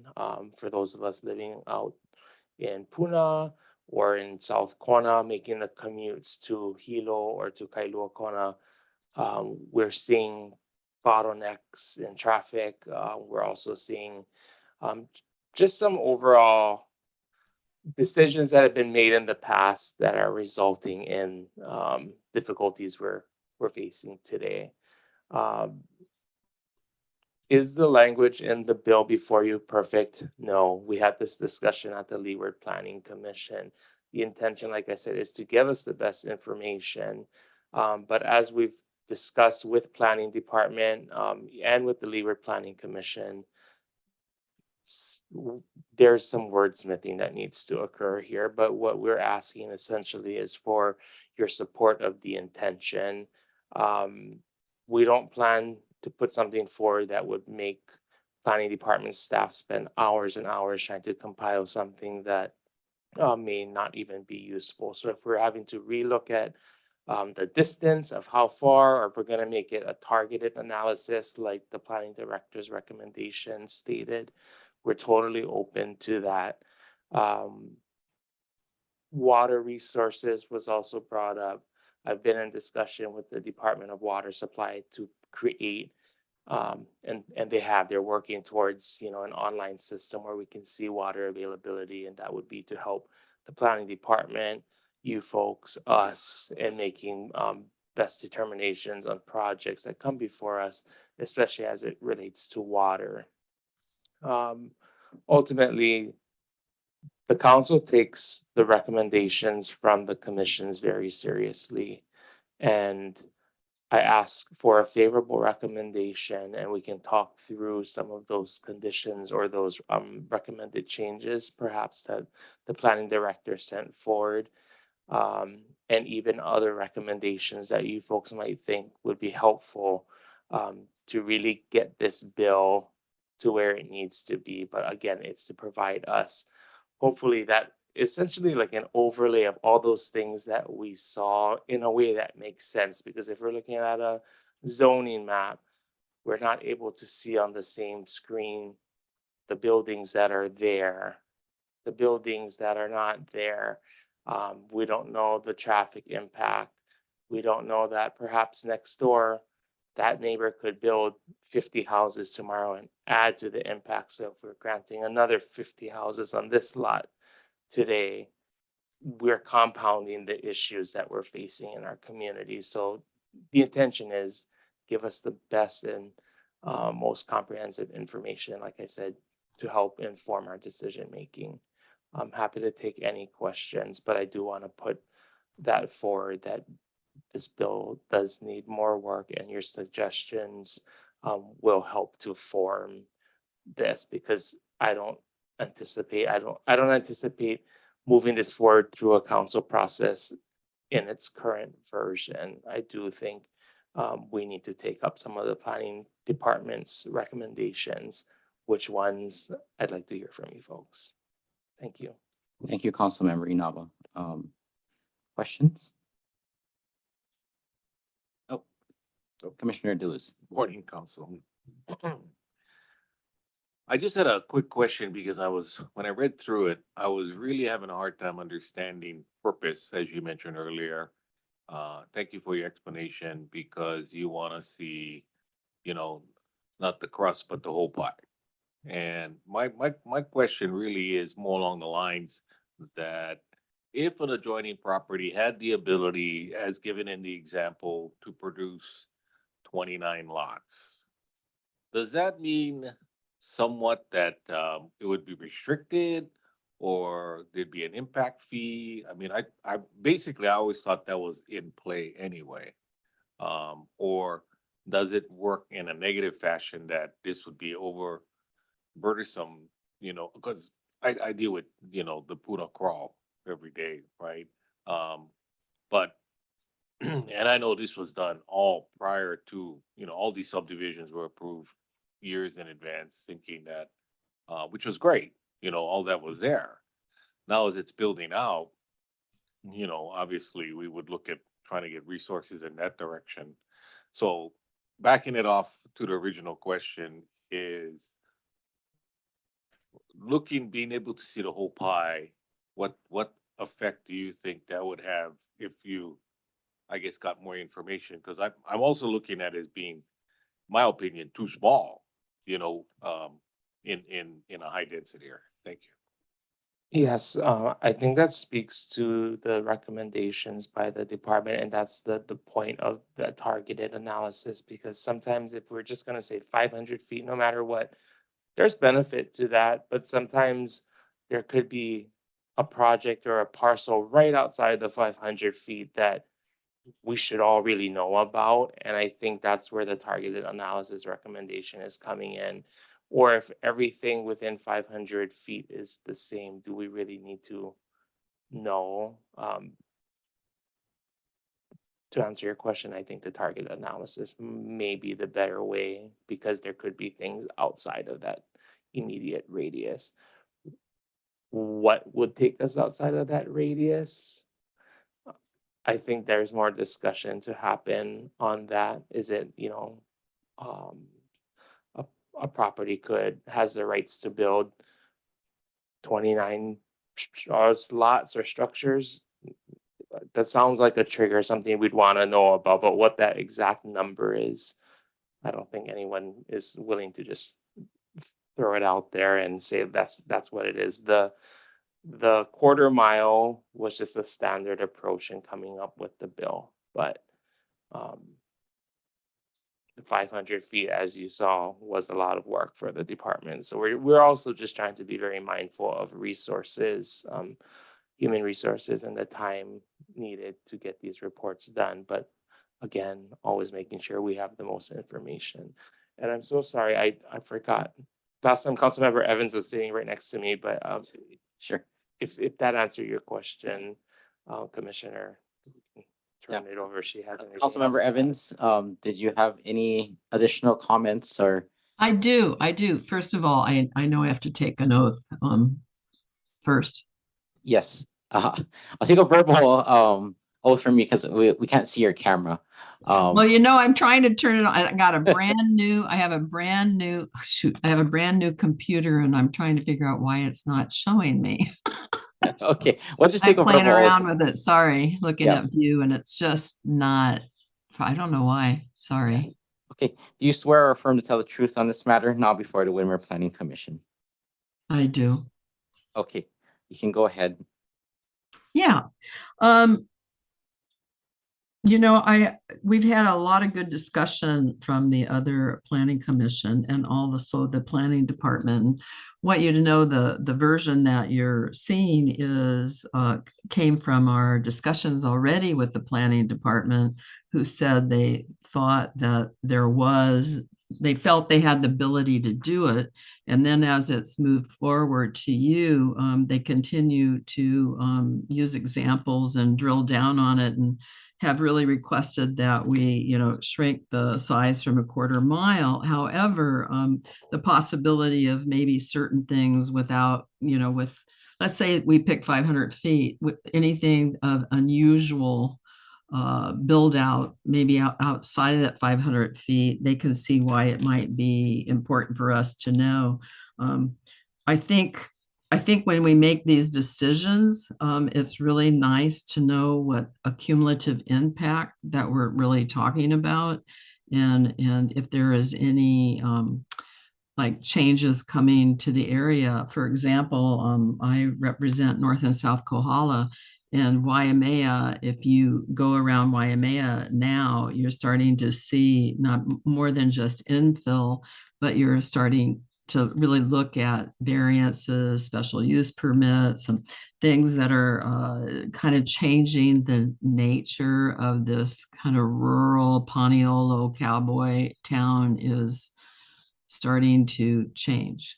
And a lot of it is because of the permitted uses and variances. And so when we approve something, not knowing what we're doing around it, sometimes really isn't, we're not really thinking about what's really changing in the community. Are we doing complete streets? Are we doing street lights? How about parking? How about, is there shoulders? Is there sidewalks? Is there, what's really going on around us? I think it's really interesting, the example, given that, yeah, they can have, on this particular, if we, the way we approved it, they can put in potentially 8 buildings. And that's maybe literally right next door, but what goes on next door to that? So I'm one that believes in accumulative impacts. I'm also one believing in looking at mixed use development in an area. I support that, but I like to make informed decisions. I think when Councilmember Nava and I got together on this, it was definitely it's definitely about understanding the impacts that it may have on the immediately, an immediate area of a community. And no matter what we think about concurrency or not, we have to, I think, take into effect exactly what the cumulative impacts are. So I support this bill going forward, and also support amendments and continuing discussion with the planning department. And also can't wait to hear what your comments are today. I think you're going to have some wisdom to share with us too. So thank you for the opportunity to testify. Thank you, Councilmember. At this point, we're still asking questions. So if we want to have discussion, we'll have to have a motion. But are there any questions right now for staff, or go ahead, Commissioner Kush. Thank you, Chairman. This is for staff. Correct me if I'm wrong. Currently, if planning approves a project, let's say a change of zone, and it's within the general plan, which says it complies with the general plan, say from RS10 to CN10 or 20, whatever. That provides the planning overlay, but does not guarantee that the sewer system can support their build out, does not guarantee that the water system can support their build out, or electric grid, road. I mean, there's like all these other overlays that already kind of guardrail this process. So is that correct? Yes, Commissioner Kush, that is correct. So as a change of zone application comes before within the planning director first, the department first, we will do an analysis on the county zoning and the layers and make sure that it all matches up. And then we actually send the application out to those agencies for comments. We give them approximately 30 days. And based on the comments, they're going to look at the build out. They're going to look at the proposed plans. Typically, we like to have a complete set of plans of what it is that they're proposing. And those specific agencies will give us a written letter that states how much water they have to support their needs and so forth, as well as a timing condition. If I'm not mistaken, water supply allows for them to allot certain water units for a time being, and it's up to the applicant to keep up with that. So we'll also take all of those agency comments and we like to present them before the planning commissions. If sometimes there are concerns that there isn't enough water, the director can actually stop those change of zone applications before going before the planning commission and discuss it with the applicant and have the applicant go back to those agencies to get clarification. Not only that, when we present it to you guys, you guys can also make the conditions or comments on certain things. And all of that goes up to the county council. Let's say that the county council approves it and 5 years later, the plans change. Typically, those plans have to go back to those agencies to get verification that there still is water available. We do see it at times where plans do change, where they do have to, applicants do have to go back to wastewater and water supply and HELCO just to verify that some of those existing utilities are still there. And yeah, we'll go from there. We'll work with them from there.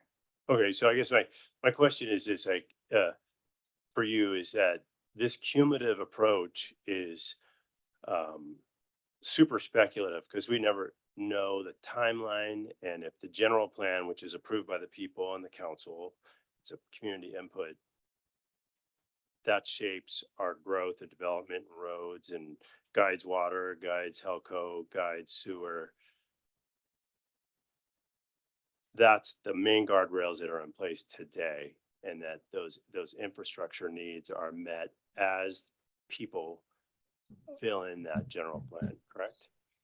Yes, most times it is. And we actually don't have access to some of that information as well for like to see future build out. I think we only have access to existing DEM layers that we can see if there's sewer in the area. If not, we have to, Sure, it's kind of a first come, first serve. yeah. And then we also have to send them back to Department of Health if there is no sewer in the area and their specific requirements.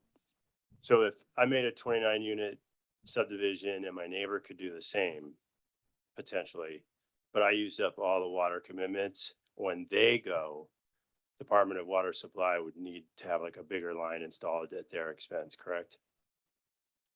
I believe so. I believe Department of Water Supply puts it back on the applicant to install all of the water necessary for that. for their- Wastewater does, yeah. Yeah, for that area, if I'm not mistaken, yes. Thank you. Chip. So if I can elaborate on that, I think that's one of the concerns we have with this request is that we can be able to provide the council with information of the buildings that can build based on existing zoning. But we have no idea of the available infrastructure to be able to build those buildings within a particular area. So that's a concern. If the information is going to be used to make a decision based on a application that currently is before the commission and the council that does have the available infrastructure, it does meet the general plan. It is consistent with the land use pattern that's in the area. That's what we're focusing on. But we also, as the council mentioned, need to be aware of accumulative impacts as well. But right now, if they're consistent for that area and they're able to provide the mitigation for those impacts for that area, that's what we're focusing on. So a lot of times, we're not really sure how water works in the sense that if somebody comes in and, as you had mentioned, build out their project, sometimes they say you have so many units allotted for your property and they have so many units allotted for their property, depending on. We've heard in the past certain developers will sell units to other developers to help them. But again, everything really is dependent upon more information that we need from those agencies so that we understand what is the possible potential build out with that needed infrastructure. Commissioner Deluz. On that note, I guess, Councilman Inaba, I guess I was more under the impression that that comes to you in a package deal, that you guys really control these changes, from the council level. But what I'm hearing is, it sounds like, you only get a part of the plate lunch. You don't get the whole thing is what you're saying. But I guess the question is, the planning department does not have that, I guess, authority with the other agencies. They'll pass it through, like she says, each department. Do you want that checklist done prior? Because what I understand is planning is just approving usage. Am I wrong? That they're just saying that this is permitted?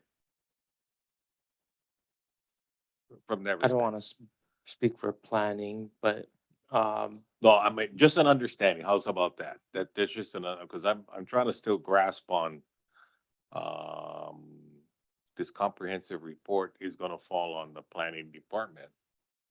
But you have all these other agencies that they gotta coordinate with, is what I'm hearing. Is that correct?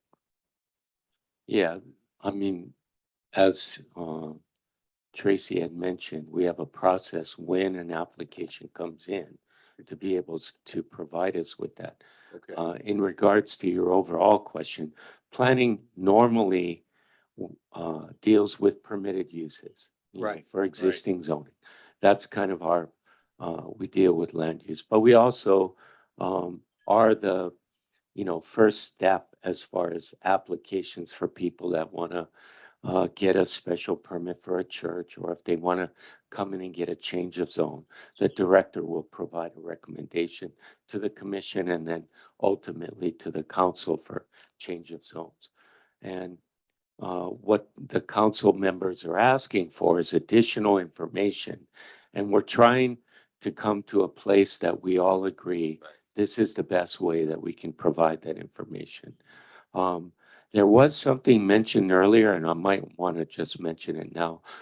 Council member, you had mentioned that sometimes we'll bring up maps that'll show zoning and then existing structures. We do have the ability through transparency layers that we can actually overlay the aerial photographs with zoning and just be able to bring down the transparency on the zoning so that we can see the existing zoning as well as existing buildings at a particular time when the aerial was taken.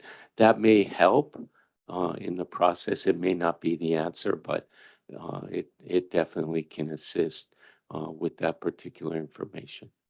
yeah, so to answer your question, Commissioner Deluz, they put forth a recommendation, at least for change of zone, which is what we're talking about, comes to you folks. Um, maybe the wording of the bill may be opposite, right? We're asking for all the permitted buildings that could be built that are not currently standing. But maybe if that's not it's too difficult to try and boil all of that down and come up with that information. A solution could be providing those layers like that. So if we know this allows for potentially 29 houses, but there's only one house there right now, we know that, hey, next door has the potential to add a lot of impact. So when we make a decision here, do we need to put any conditions on this change of zone application to make sure that when 29 plus 29 gets built, we're not left with a hot mess on that street or in that area? Regarding the resources, maybe it's not so much because applicants will always have to go to water directly. Even if we provide information online, they're always going to have to apply and go and get the approval. So I'm not necessarily as worried about that. It's more so looking at like Councilmember Evans said, that cumulative impact and how are we being provided that information to make sure we're not adding to a problem or creating a problem. Thank you. Any other questions for council members or staff? Chair, just Yeah. expanding on Commissioner. Councilmember Inaba's explanation. So I think a lot of it is looking at it, which I'm totally in agreement. I'm not in disagreement. I'm just trying to read between the language to see how we can maybe make it easier in that respects, and knowing what the council's intention is. I don't disagree with it. And so looking at the possible compromise maybe, or making it answer the question you seek, because I like the idea that how what you have in mind with the planned growth and how things would work. But I'm looking at it from an overall, that if the planning commission, like Deputy mentioned earlier, was that an overlap, maybe starting from there is, because that kind of gives the idea, because it doesn't always mean that I'm gonna build, 29 units or this or that. So- I guess. So Commissioner Deleuze, are you agreeing with the intention of the proposed bill? But you like to offer more? Well, it's gonna, well, to me, I think there's openness to change it, to address the issue on both ends I don't want to say, the way we're giving the bill now it's favorable, unfavorable. So yeah, I'm trying to work on the amendment. I'm sorry. If there's a question for our council member, but if it's discussion, we need a motion on the floor. Sorry, Chair, go ahead. Yeah, sorry. So we'll have to, this is great discussion that we're having, but we'll have to first formulate the motion. Whether it be favorable or unfavorable, and then we work towards providing amendments and whatnot after that motion is made. Yes, go ahead, Commissioner. Are Perry. you folks okay with the planning director's recommendations as far as the targeted analysis, the summary report, using existing tools, agency and community engagement? Are you folks?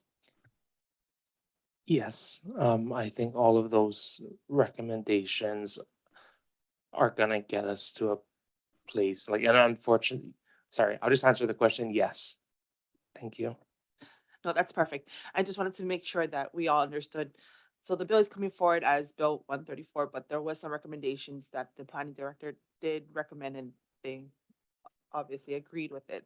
So I think if we can all agree, then we can move forward to discussion. Is that correct? If you want to make the motion.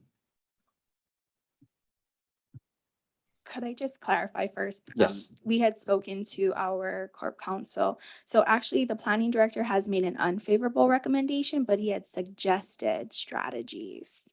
They're just suggested strategies. Thank you for that clarification. Point of clarification, Chair. Go ahead. So a favorable motion Would be to an support yes, to unfavorable- support the director's unfavorable recommendation. An Okay. unfavorable recommendation would say the opposite. Gotcha. I'd like to move that a favorable recommendation. Hold on, be we'll forwarded. let council Just to clarify. clarify, favorable recommendation is we recommend that this bill be passed. Okay, so a favorable is not recommending the unfavorable. A favorable Recommendation. recommendation recommends that the bill be passed Okay, with whatever suggestions this commission or it wishes to add. An unfavorable recommendation is that the bill not move forward, and then you state the reasons. copy that. I move that an unfavorable recommendation be forwarded to the county council on Bill 134, docket number PL-CCI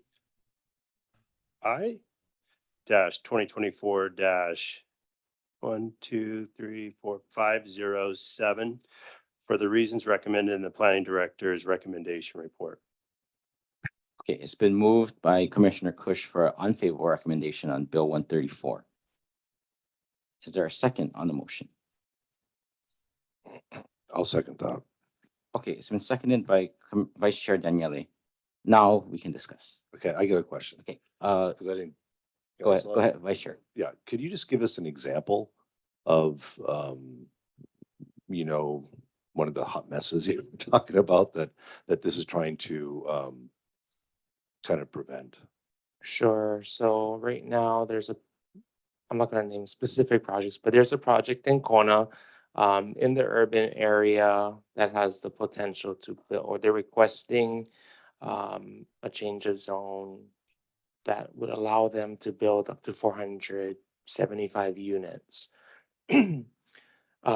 Right on the Mackay side, in my own time in office, the council took up a change of zone and approved a bunch of homes, or the potential for a bunch of homes to be built there.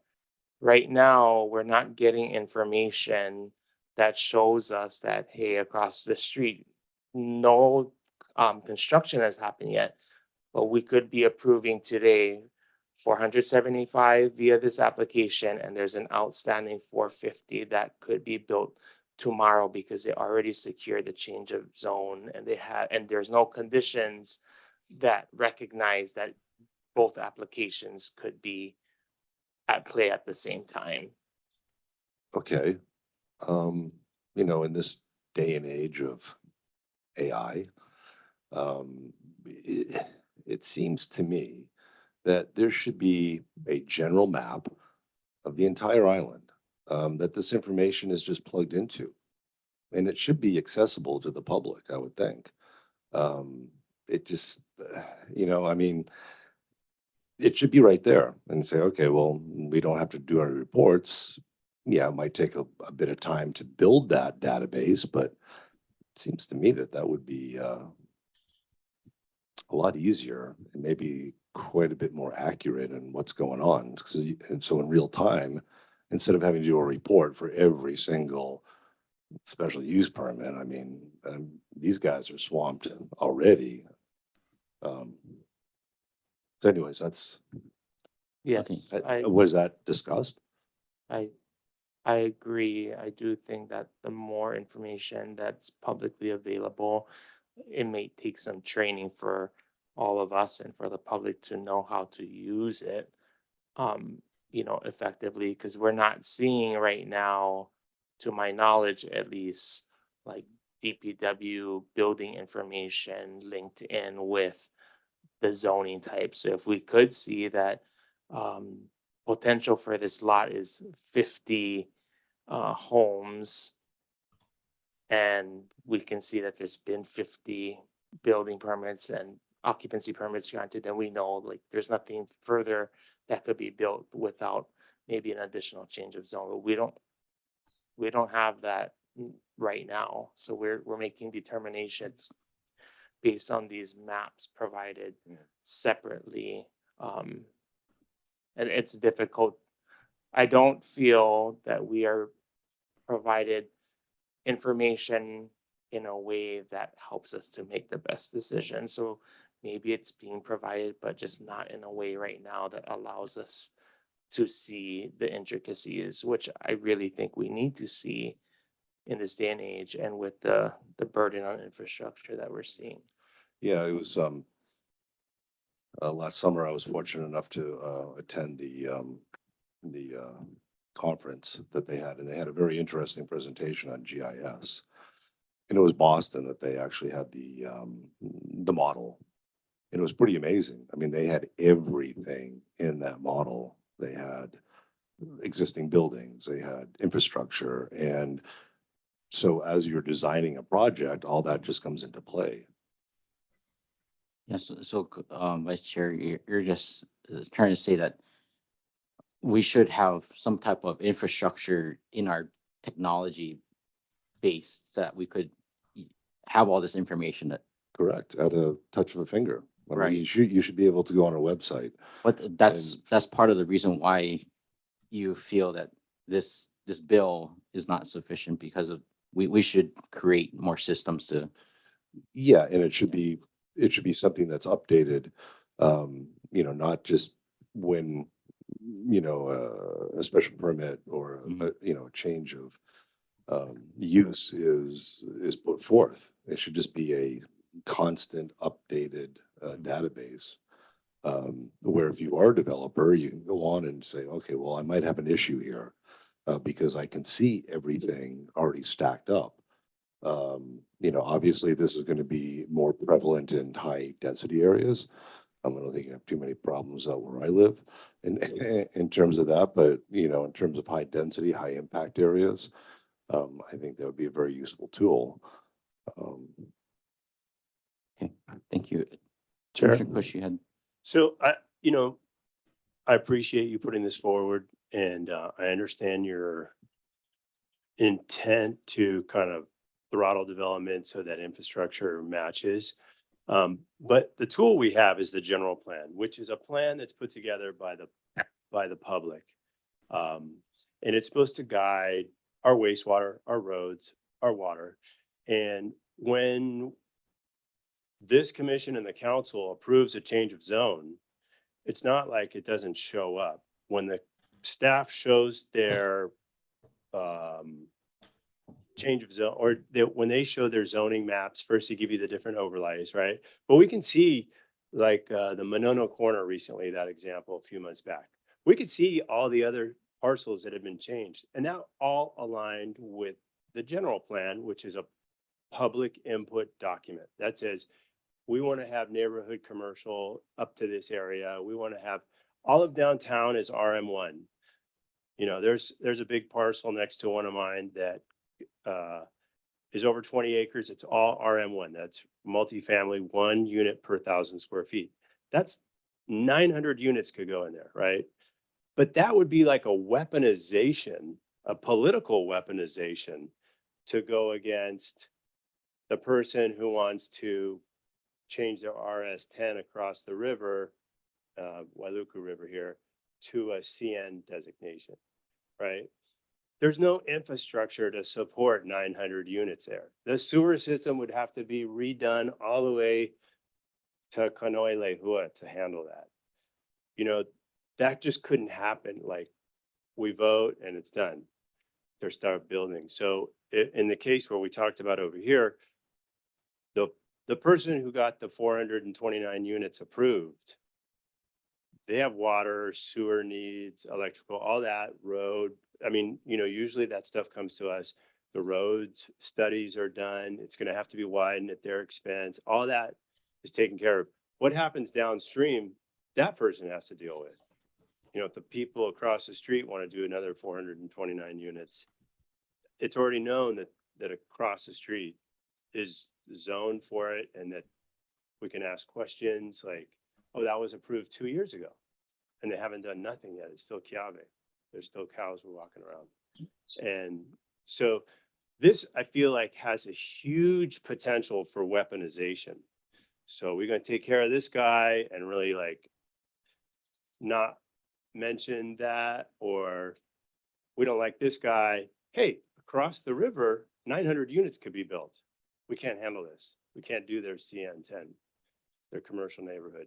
So I worry that this could be really weaponized, maybe not right now, but in the future, once a law goes on the books, that our faces all change, but the law is there. So it could really be weaponized, and I worry about that. There's a lot of safeguards, public input safeguards that are in place currently to address this. Thank you. Thank you, Commissioner Kush. I see where you're coming from, but I think the intent of this bill is more to provide a holistic view of, if, say, you're in HPP and you have one property that's zone ag that wants to put up a warehouse, how does that warehouse and its infrastructure impact everybody else in that area? And does that area now have the sufficient infrastructure after that warehouse is built? You know, if 2 neighbors down, they want to build another warehouse and they have to put in whatever, water, whatever, does the water department now have enough water credits to supply that? Because this warehouse now took X amount. I think that's kind of the intention I see from what the council members are trying to introduce here. Yeah, sorry, Chair, and I just want to correct Commissioner Kush. The intention is not to throttle development. That's not, I think that's a misstatement. It's to ensure that any conditions of approval that are necessary to mitigate any impacts that a project created are put into the passage of a permit, or in this situation specific to this bill, the change of ordinance. So it's not to throttle development. It's to make sure that we're doing things correctly and we're taking into account what an affirmative action on a request, could happen in our community. Thank you, Councilmember. But was my interpretation of what that intention of your bill is that kind of the gist of what you guys are trying to do, is trying to get that holistic view? Yes. Okay. Yeah. For me, I see the intention of this. It's just that, it seems kind of unfair that planning department has to take the burden of trying to collect all the information, because it really should be a cross-agency kind of effort. So everybody should be putting their best, their report out saying, okay, this TMK, X amount water credits. This one, we intend to have a traffic signal this many years out. I think that kind of information would help more. And that's my thought with that. It just seems like planning department is use of land, but all the stuff that comes after that, after their approval, still falls on all the other agencies. Yes, and I think it speaks to Commissioner Cush's concern is that, yeah, if there is a concern that there may be we don't want to go, oh, okay, all around here, everybody can build 50 houses when there's no water, right? And there's no way for the planning department to constantly provide that information. So it's the intention is to provide this information, knowing that sometimes what is provided might not be exactly what can be built tomorrow, because water always needs to be consulted, sewage always needs to be addressed. But to have more information, knowing that there is dependency on other agencies rather than having no information, I think is a better case for all of us. Yeah, I just see that with the example that Tracy provided, commissioners, it showed that, you know, in a CN zoning or a commercial village zoning, there's 40 something uses, right? You mentioned. Say if somebody decided to do residential to industrial, MCX, that's a whole nother list, even more, I think, than 40 uses. But now you have different bills that are introduced in the legislature that now allows for, you know, multi uses. So you can use residential and commercial. It's hard to kind of see where exactly the type of use is going to be in the future. So I don't know how we're gonna, you know, incorporate more language to see that. I see in the bill, you know, you're trying to see where legally permitted to be constructed on surrounding properties. I don't think we can see that far ahead to know where that development is going to be. So that's what that's why I feel that I would vote, you know, along with what the recommendation on the motion right now is. It's just that we don't have a crystal ball in front of us that can see even a year ahead. You know, things change. People might change their plan and become something else. Yeah. Chair Lynn, if I may. Go ahead. So the other concern I had was the speculative nature of this. So we talked about the RS10 model being very easy to understand, but the ADU law coming up could allow multiple ADUs. So on a particular street, where do you end? So if, let's say, a street has sewer and the lot there could be developed into a main house with 3 ADUs because they have access to sewer. And there's a side road and they only have to do sewer. They could run a short. So you could build another 4 units. And this is all this stuff that's like a potential, very speculative, hypothetical. We don't know. There's still homes in Waikiki, like little old plantation homes amongst the high rises. It's so hard to speculate what's going to happen. And so just by that, that's where I was going with the weaponization. It's so difficult to tell. And the timeline could be 75 years before anybody builds a multi-unit downtown. Could be tomorrow. We don't know. They're all zoned for RM1 for multifamily. So the speculative nature of this just feels like it's going to give us what use is the information other than the potential for weaponization against somebody, a particular applicant. You know, it's completely speculative. Thank you, Commissioner Kush. Any other discussion on the motion? Chair, Council Member Evans. Okay, are you clarifying or? Yeah, I just wanted to to clarify that, the discussions we've had with the planning department have been really, really positive. So I think that we have all the way have said, we're going to put forth something that your staff can manage. No more than what they can do. And I was under the impression they could.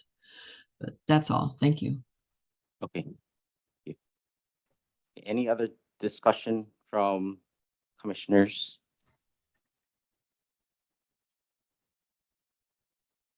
Good morning, Hawaii County.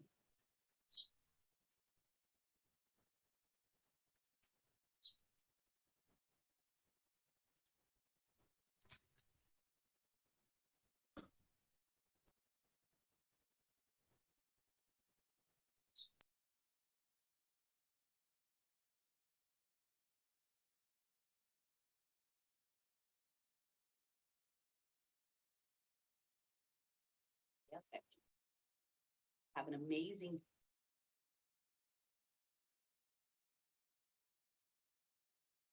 Thank you, Mayor's office. Okay, any other discussion on the motion on the floor? So the motion on the floor currently is a unfavorable recommendation for Bill 134 Draft 2. Chair, if I could just make one last comment.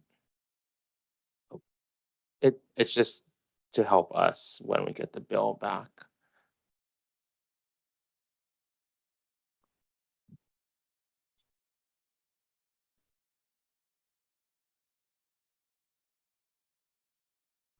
Councilmember, do you have anything to clarify for the bill? Yes, I just with the motion coming to us with a negative recommendation. I'm wondering if there will be changes proposed or whether we just get a negative recommendation. I think currently the motion is an unfavorable recommendation without the planning director's suggestions, correct, Commissioner Kush? I'm sorry, yeah, it would just be to have an unfavorable recommendation, and if you wish to resubmit the bill to the commission, if it would to pass that way, hypothetically, and you wanted to rework it so that it's, upon your and Councilmember Evans' suggestion that it needs a lot of reworking, that yeah, it would be great to see it again. I do open it up that there is opportunity to amend if the commissioners do want to amend this motion.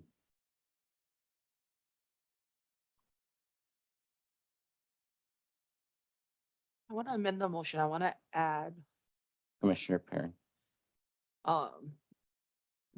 That the bill be written to strike a balance between the necessity for comprehensive evaluation surrounding properties and the practical constraints and resource limitations. I think that's a vital portion. I think that was maybe the sub basis of why there was why it wasn't supported by the planning director and the presentation of this bill. Let's get you guys to work together. Let's rewrite it so we can cross that out and this come forward in a favorable, because we need you guys to work together. Okay, And we do have a meeting scheduled. We've met before, but we have another meeting. yeah, Council, how would you rephrase that? Just to clarify, Yeah. the motion to amend Yes, ma'am. the original motion, to add a list of reason for the unfavorable recommendation Okay. as stated by Commissioner Perrin. Yes. Is there a second for the motion to amend? Just clarification on the amendment. So I want to amend what Matthias had put forward and add, I guess, recommendations that the bill be written to strike a balance between necessity for comprehensive evaluation of surrounding properties and the practical constraints and resource limitations. Well, thanks for clarification. I guess not sure how that takes into account what the planning director recommended, but that's your amendment. I'm okay. Thanks for clarification. And so your amendment is basically just listing the one of the reasons why you support the unfavorable recommendation of this bill. Yes. Okay, does that have to be an amendment, or can that just be part of the? Okay.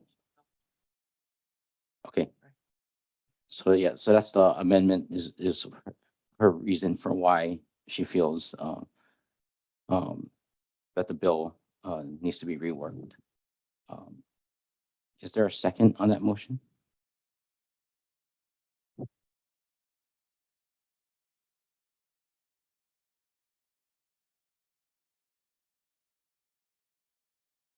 And just to remind everyone, the amendment first has to be voted on, then we can get back to the original motion. Okay. So right now, I don't see a second on the floor.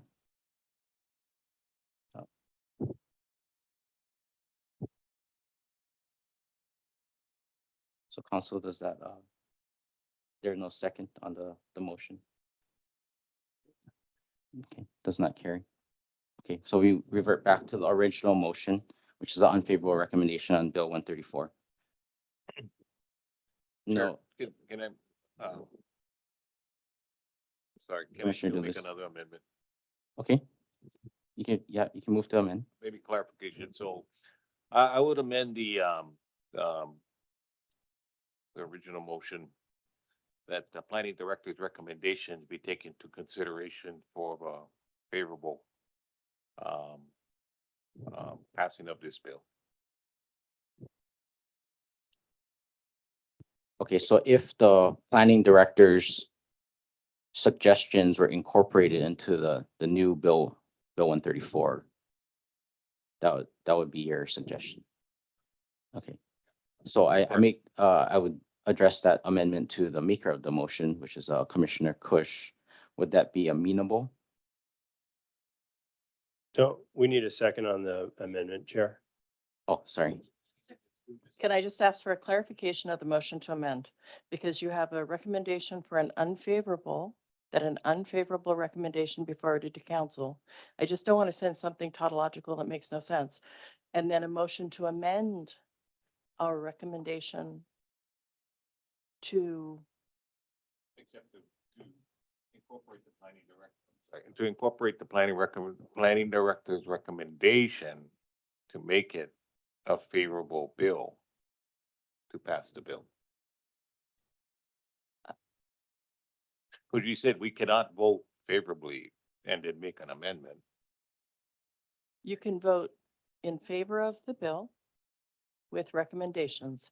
If you vote unfavorable, you need to list the reasons for the unfavorable.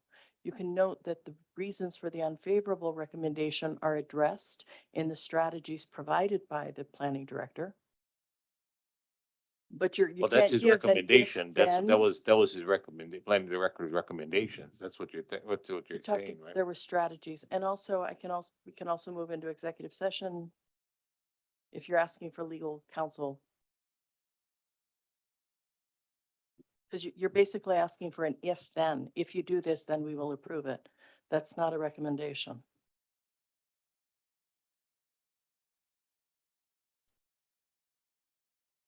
Chair, can I just re-ask the question I asked you earlier? If it comes to us with a negative recommendation based on the rules, do we get suggestions to improve it when we take it up, or do we just get the no and the I reasons think that's for what the we're no? trying to figure out right now, is whether or not there are suggestions or not to be incorporated. Okay, Yeah. just because in previous times here, we've done it the opposite way and we've gotten it with favorable, but include the planning director's recommendations, but okay, I understand. I think right now it might be prudent to do a quick executive session to just kind of explain exactly what we're trying to do here. So I make a motion for executive session. Is there a second? I second that. Okay. All in favor of executive session? Aye. Aye. Thank you. Yeah, if everybody could please exit the room or do executive session, and then we'll have staff call you guys back in.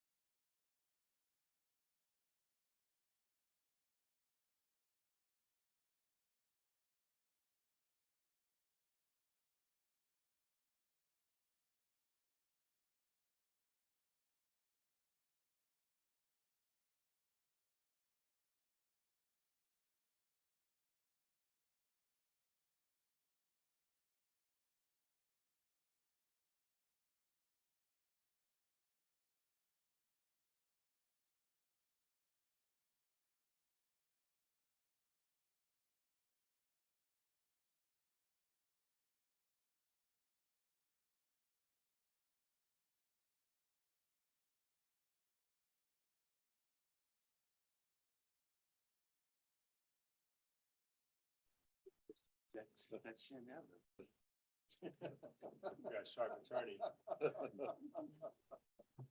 Not messing up.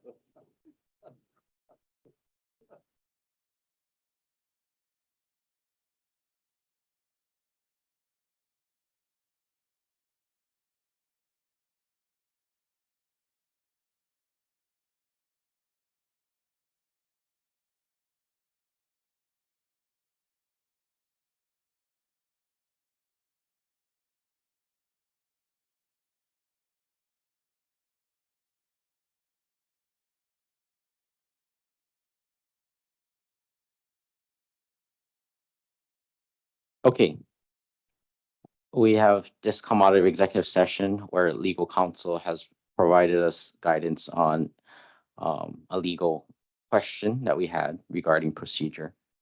At this time, if I could ask that the motion be repeated. And then there was a motion to amend that motion. So Commissioner Kush, if you could repeat your motion that you're introducing for action. I move that an unfavorable recommendation be forwarded to the county council for bill number 134, docket number PL-CCI 2024-000007. That's 5 zeros. For the reason recommended in the planning director's recommendation report, and that there are existing laws, regulations, and rules that address this bill. Okay, thank you. And then there was a motion to amend Commissioner Kush's motion. I motion to remove my amendment. And I second his motion. Okay. Now I will bring it back to discussion on the motion. Was there anything else commissioners want to say on the motion? At this point, you can also provide reasons for why you believe you support this motion.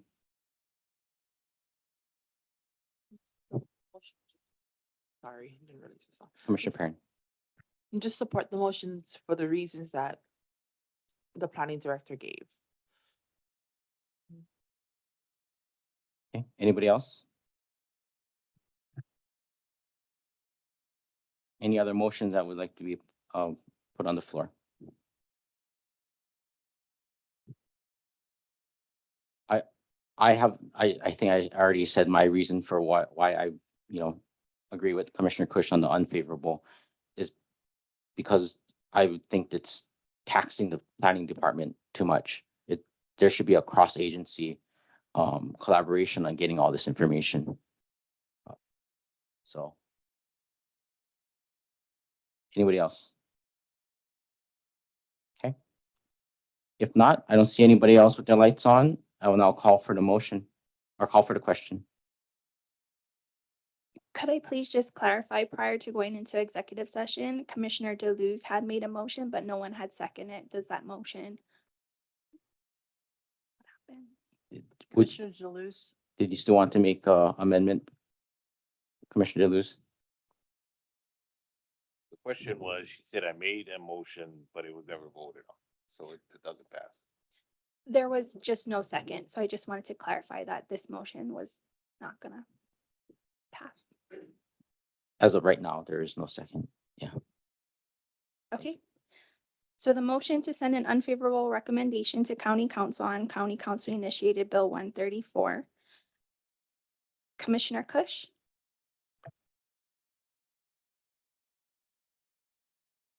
Aye to the unfavorable recommendation.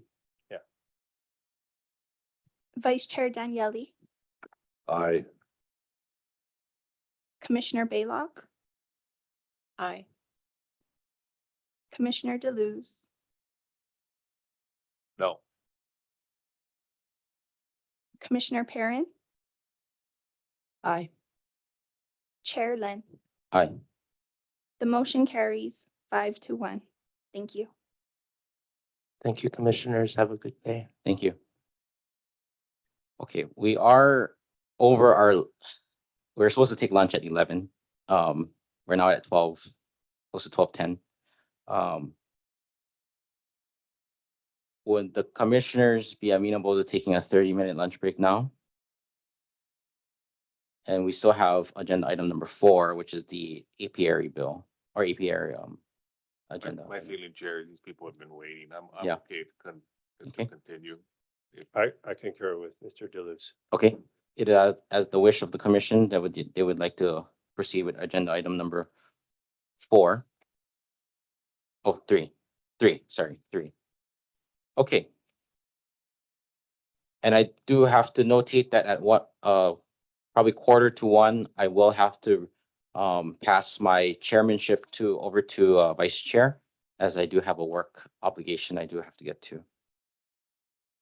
Okay, so agenda item number 3, Initiator County Council PL-CCI 2024-000008, Bill 144, an ordinance amending Chapter 4 Animals and Chapter 25 Zoning of the Hawaii County Code 1983, 2016 edition as amended, relating to apiaries and beekeeping, establishes accepted apiary management practices for sound and sustainable beekeeping practices, and adding apiaries to the list of allowable uses in the various zoning districts.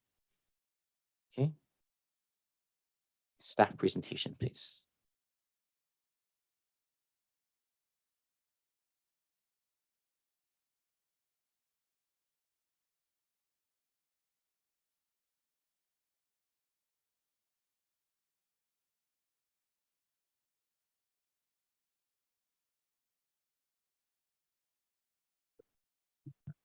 Good afternoon, Chair, members of the Windward Planning Commission. Before you today, we have the County Council initiated Bill 144, which is an amendment to Chapter 4 and 25 of the Hawaii County Code 1983 relating to apiaries and beekeeping.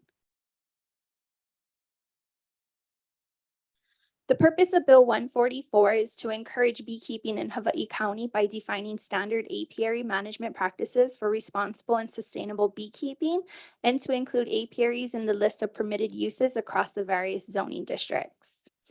So what is an apiary? Bill 144 seeks to amend the Hawaii County Code Chapter 4 and Chapter 25 to define an apiary as a site where one or more colonies of bees and beehives are kept and that are managed in accordance with generally accepted apiary management practices pursuant to Section 4-5-4 of this code.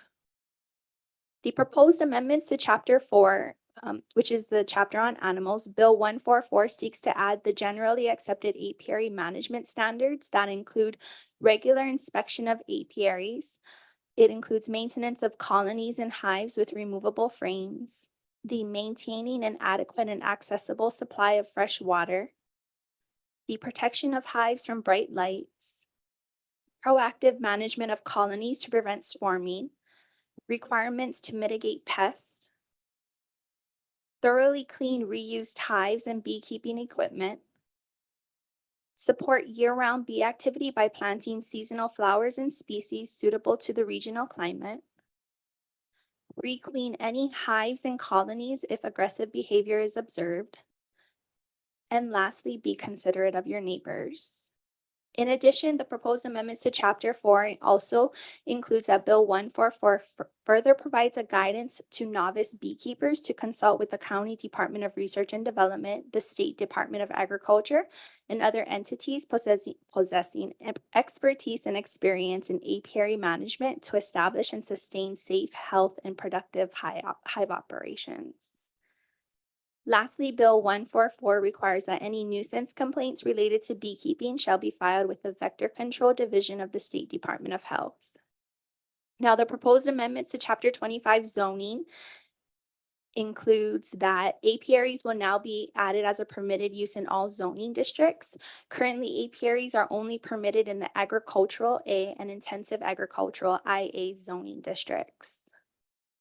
In addition, it removes apiaries from the definition of livestock production, which also removes an arbitrary 1,000-foot setback requirement for apiaries. However, it does require that apiaries be located a minimum of 25 feet from any property line However, if the apiaries are situated behind a flyover barrier defined by Bill 144 as a solid wall, fence, or dense vegetation, they can be located 15 feet from the property line. And lastly, Bill 144 will limit the amount of hives to no more than 15 hives on lots smaller than 20,000 square feet, while allowing the planning director to grant an exemption for more than 15 hives on lots that are less than 20,000 square feet. So the planning director's recommendation, right now, the planning director is recommending that the planning commission send a favorable recommendation of Bill 144 to the county council as it is currently written. And that concludes my presentation. Thank you. Thank you, Tracy. Any questions for staff? Commissioner Kush? A hive is one of those, the box itself. Each box is a hive. Maybe we have some bee experts nearby. We could further ask questions.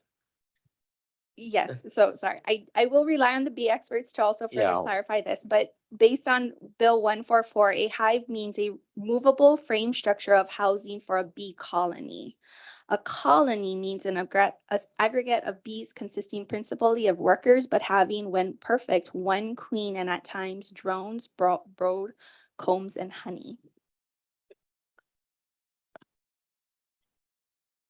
Okay, we will call on the introducer of the bill, Councilmember Kirkowitz, please.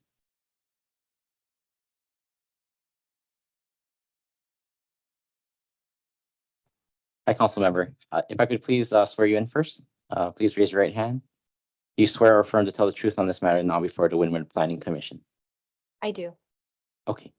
For the record, please state your name, your position, and you may begin. Sure. My name is Ashley Kirkowitz. I am council member for District 4 Lower Puna. I am also the chair of the council's Committee on Planning, Land Use and Development and the introducer of Bill 144. Councilmember, if you could provide us anything you'd like to tell us about Bill 144, or we see in the audience that we have some apparently bee experts.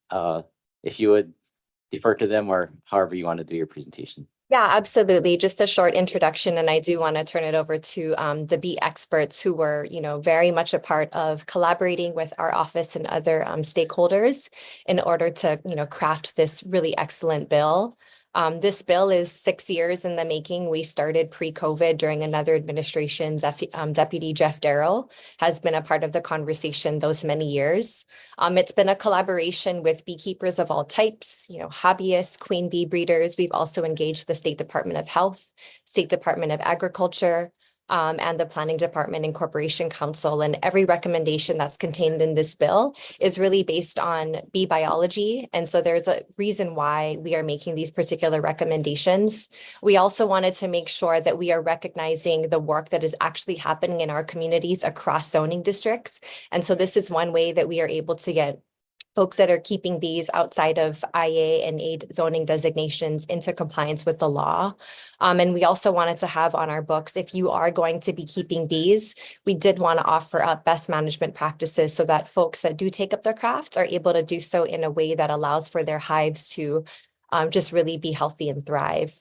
With that, I do want to turn it over to Harry Holm and Vanessa Houle, who are in the audience. They are with Big Island Beekeepers Association, or BIBA, to provide a little bit of background on our bill and why we are making certain recommendations here. Thank you. I'll stay on if you have any other questions. Thank you, Councilmember. Okay, if I could ask the both of you to please come up. I'll swear you both in first, and you guys can start your presentation. Okay, if you could please raise your right hand. And oh yeah, please turn on your mic by pressing that button right in front with the face on it. Yeah, there you go. Do you swear or affirm to tell the truth on this matter now before the Windward Planning Commission? Okay. I do. Okay, please state your name, area you reside in, and you guys can start your presentation. And just for clarification, Council, this is part of the introducer's presentation. Okay, go ahead. My name is Harry Hall. I reside up in Papaico. And my name is Vanessa Hole, and I reside in the Puna district. You may begin. Thank you. Alex, if you could launch the presentation, please. Okay, 1 second.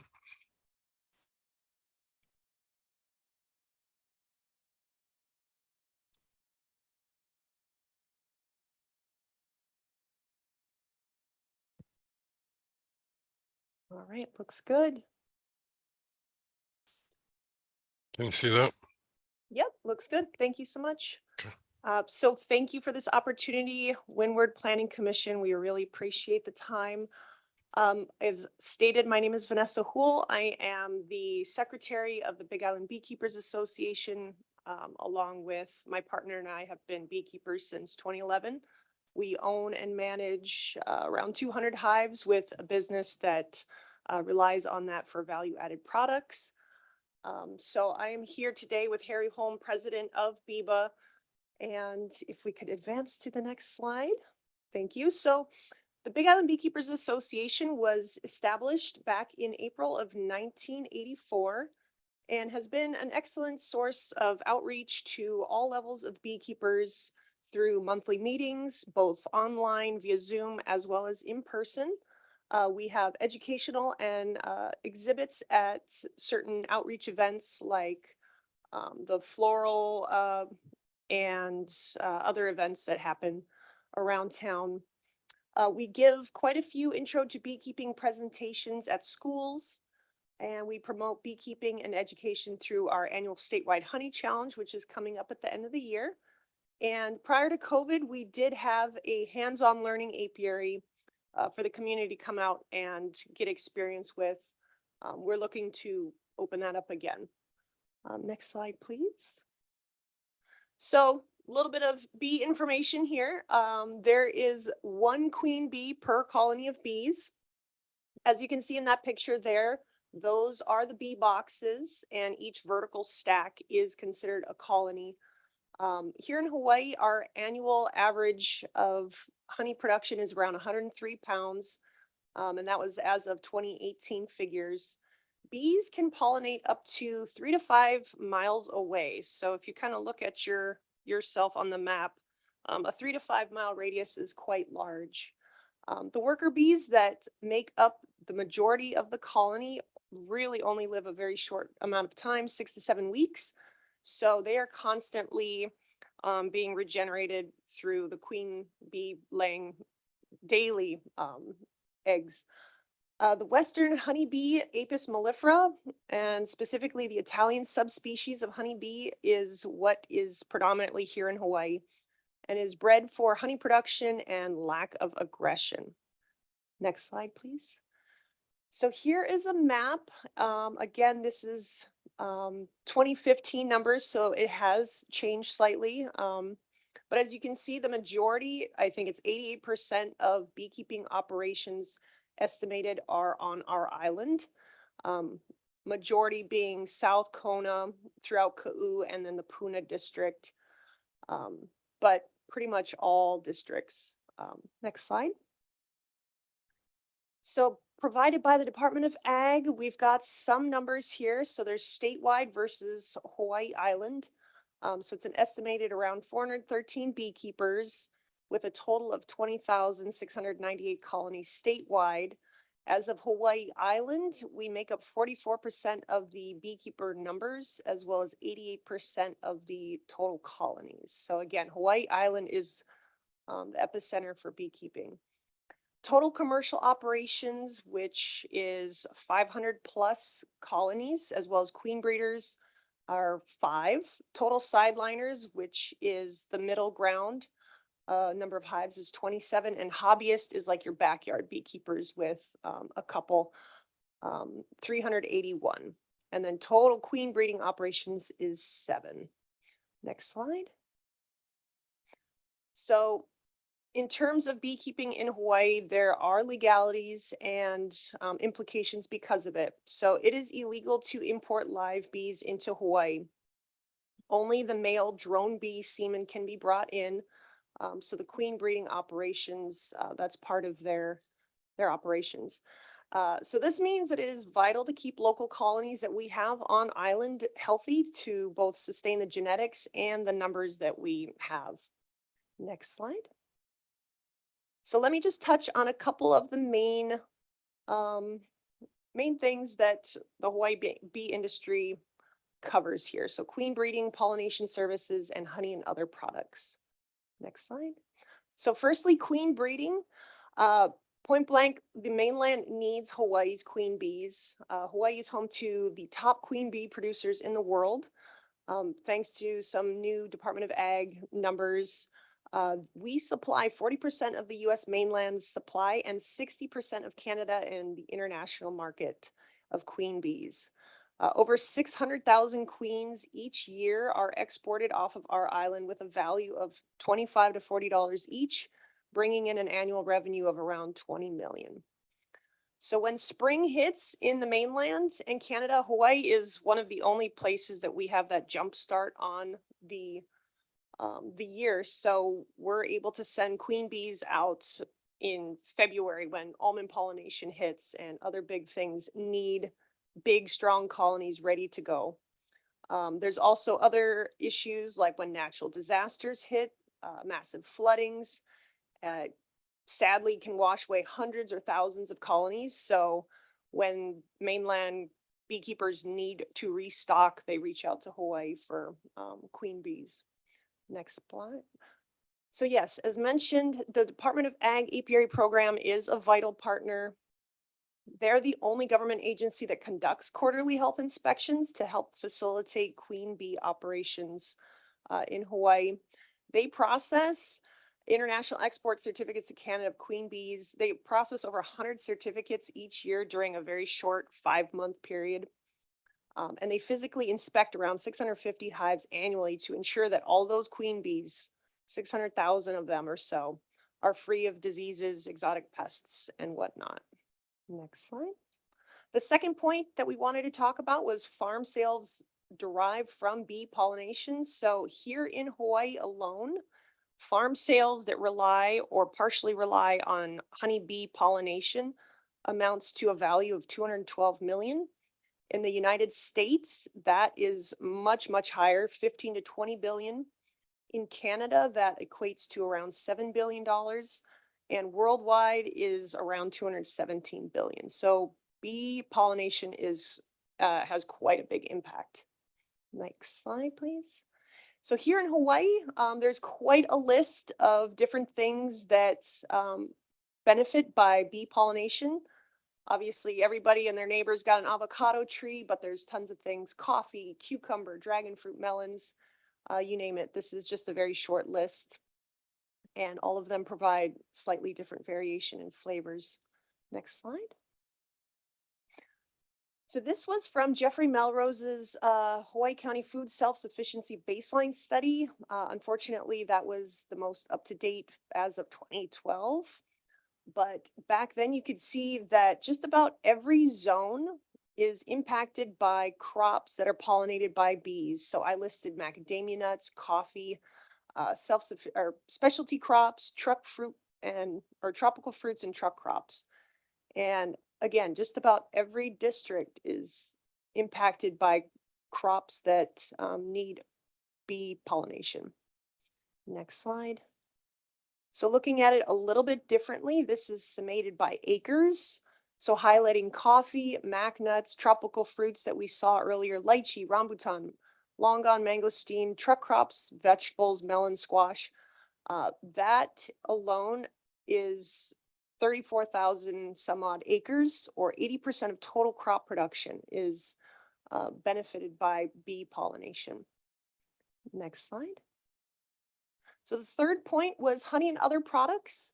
So honey is one of the big ones with a value of $4.12 million.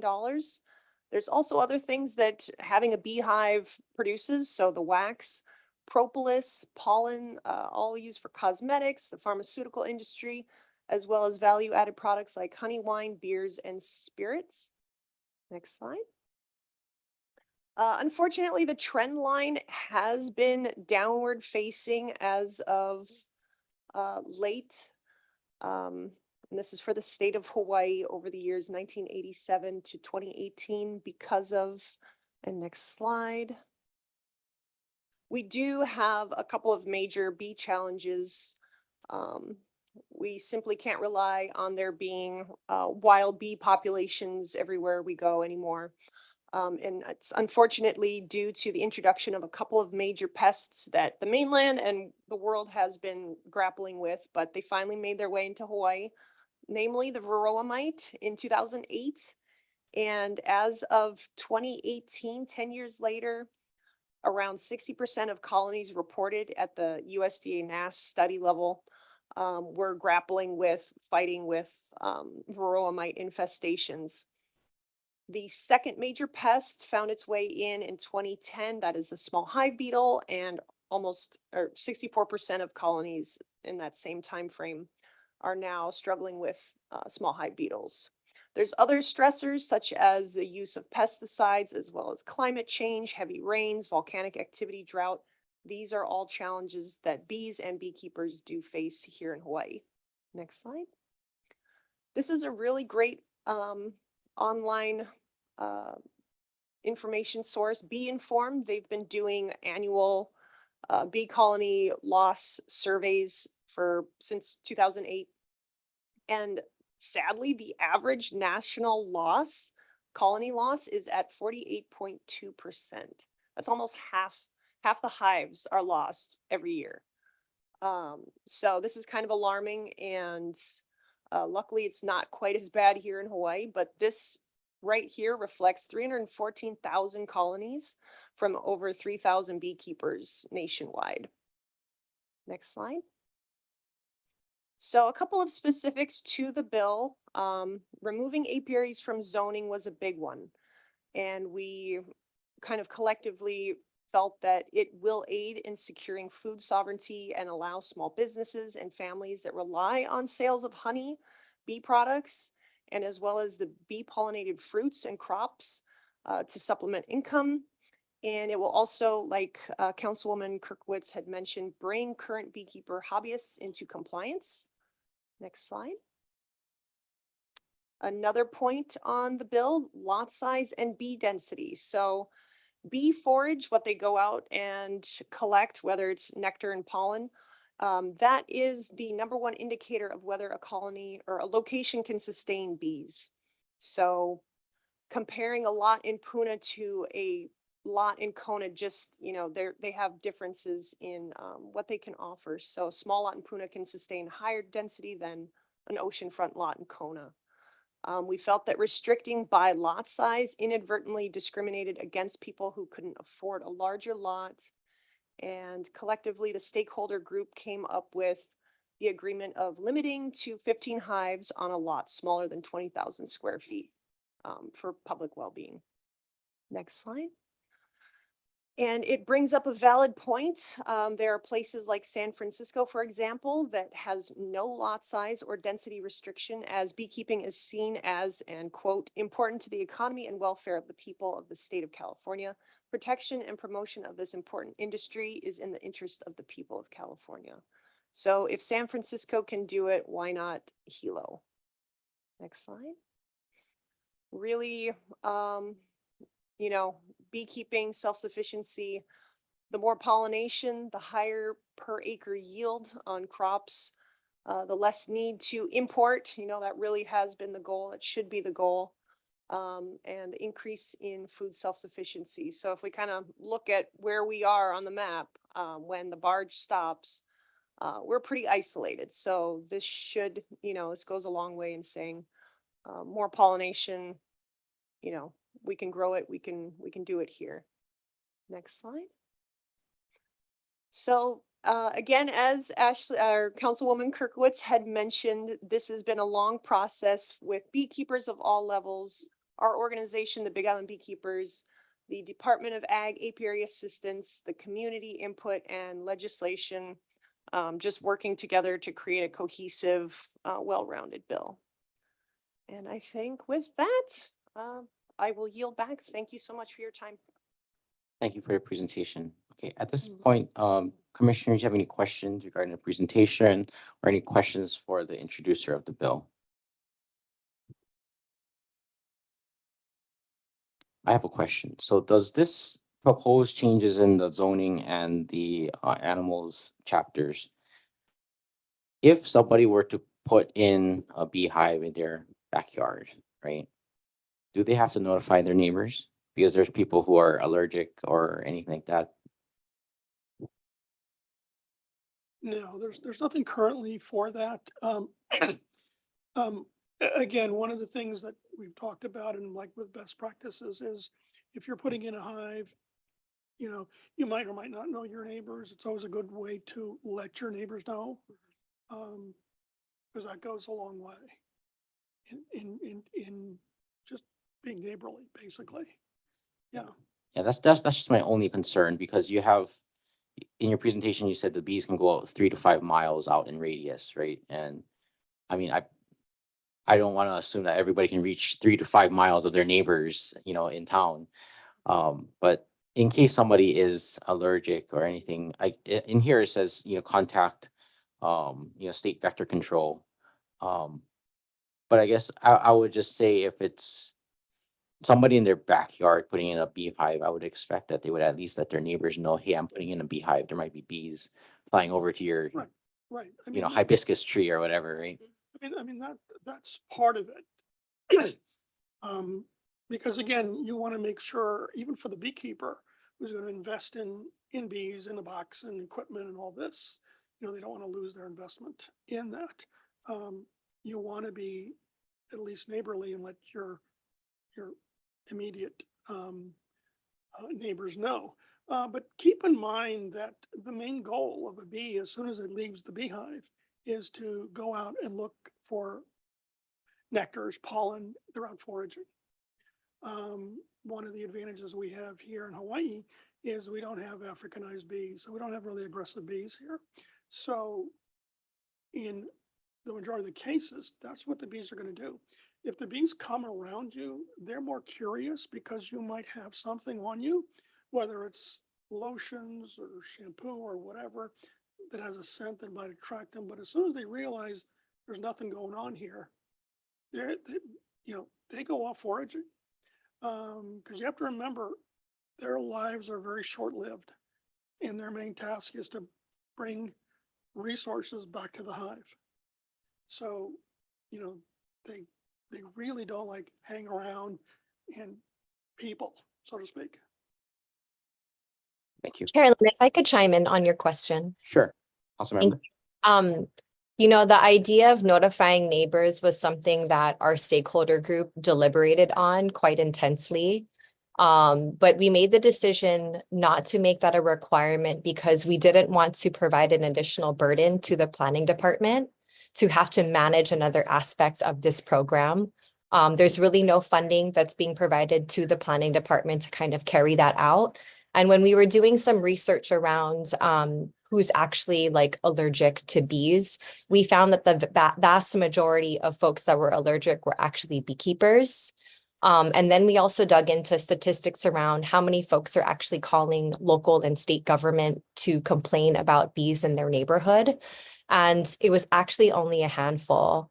And one of the things we were worried about was if there were issues between neighbors, how this sort of requirement to send a letter could be used as a tool to further drive divisions between neighbors. So we thought this would be the best approach. And we would just want to encourage folks that if they plan to keep bees or are keeping bees, go deliver a jar of honey and make friends of your neighbors. Thank you. Okay, commissioners, any other questions? Okay, seeing that there's no other questions, I do want to just double check if there's any public testimony in person or on Zoom on this item. Yes, we have Susan Collins on Zoom to Okay. testify on this item. Okay.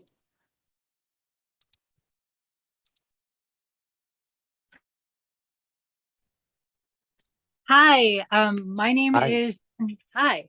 Can I My please name, swear you in first, Susan? okay, sorry. Okay, yeah, raise your hand, right hand. Do you swear or affirm to tell the truth on this matter now before the Windward Planning Commission? I do. Okay, please state your name, the area you reside in, and you have 3 minutes. My name is Susan Collins. I reside in Honoka'a on the Big Island. I own Bird and Bee Hawaii, which is located in Ahualoa. Sorry, my guinea hens are gonna make some noise. I give 4-part courses at my apiary. I sell bee equipment on the Big Island and also mentor new students. And also remove bees from different structures and homes around the Big Island. I have been keeping bees for about 8 years now. This bill is very important since most people who keep bees are not able to follow the code that is currently on the books. The other thing I want to point out about alerting neighbors is bees prefer to cruise around 15 to 20 feet off the ground. You usually don't even see them. Many cities have their own beekeeping association, so people are keeping them in very small lots on apartment buildings, in skyscrapers even. And since the Big Island is such a hub for agriculture in Hawaii, having plenty of pollinators to pollinate crops is super important. Anyone who has bees on their property and is also trying to yield something, maybe a fruit or some kind of crop, always get a higher yields when they have more pollinators on the property. The deal with Hawaii is we don't have the diversity of insects and native pollinators that the mainland does. So we're very dependent on keeping the pollinators that we do have very healthy. And there is an increase in beekeepers in the last few years, I'd say. And that also has to do with the amount of funding to create more sustainable agriculture in Hawaii. And bees just go right along with that. We can't depend on just wind to pollinate our crops. We need bees to do that. So the issue around telling our neighbors, most of our neighbors wouldn't even know we have them. I don't even know I have them on my property, and I'll show you where my house is. So there's my house and there's my bees, and I never get any bees at my house, for example. I am very willing to educate other people, and I do, about how to keep honeybees. And I think keeping honeybees healthy and helping the beekeepers that do have them on the Big Island is a huge step in the right direction. It's very different in a lot of other areas on the planet right now to help honeybees. And I feel like this bill will allow us to kind of move forward with the times and allow for more pollination for our crops, and also support our sustainable agricultural 30 seconds. initiatives. There are, let's see, what else would I like to say? I guess I just can't say enough about this bill. If you start to look at other cities like San Francisco, you look at New York City, and other cities, they are keeping bees on rooftops. So why can't we keep bees within 25 feet of property lines on the Big Island? And I invite everyone on the council to come for a tour at my apiary if you ever would like to, and learn more about bees. Thank you. Thank you very much for your testimony. Okay, any other testifiers via Zoom? There are no other testifiers on Zoom, Chair. Okay, anybody else in the audience that would like to testify? No? Okay, if not, is there a motion for action on Bill 144. 144? Thank you very much. Chair, I'd like to move that a favorable recommendation be forwarded to the County Council for Bill 144, docket number PL-CCI-2024-000008. That's 5 zeros and an 8, based on the planning director's recommendation, which shall be adopted. Thank you. It's been moved by Commissioner Kush and seconded by Commissioner Perrin. Is there any discussion on this motion? Okay, seeing none, call for the vote. Thank you. The motion is to send a favorable recommendation to the County Council for County Council Initiated Bill 144. Commissioner Kush, Aye. Commissioner Perrin, Aye. Commissioner Baylog, Aye. Vice Chair Daniele, Aye. Commissioner DeLuz, Aye. and Chair Lynn. Aye. The motion carries 6-0. Thank you. I guess with that, we're finished with agenda item number 3. And I do have to head out. Thank you, So Commissioner. oh, Thank you, council member. Okay, so I will now relinquish the chairmanship over to Vice Chair Daniele to run the last half of the meeting here.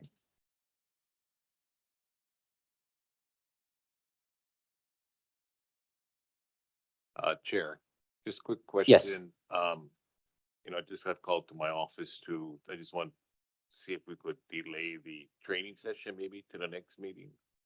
Or is that required, Susanna? Is this something that staff we can reschedule?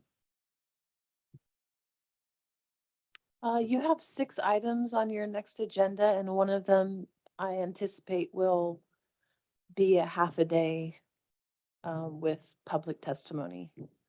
Okay, So if there were to be a delay, it would probably need to be to the September meeting.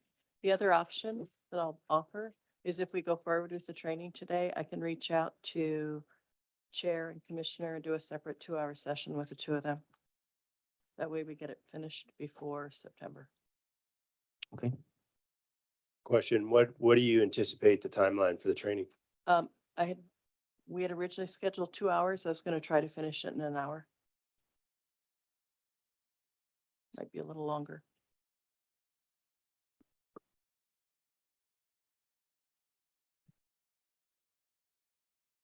I'm okay with doing an individual session, because I have to leave.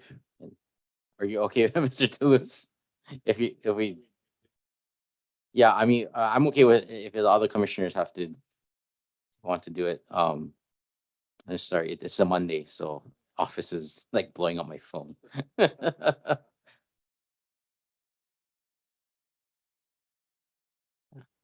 So commissioners, it's your prerogative.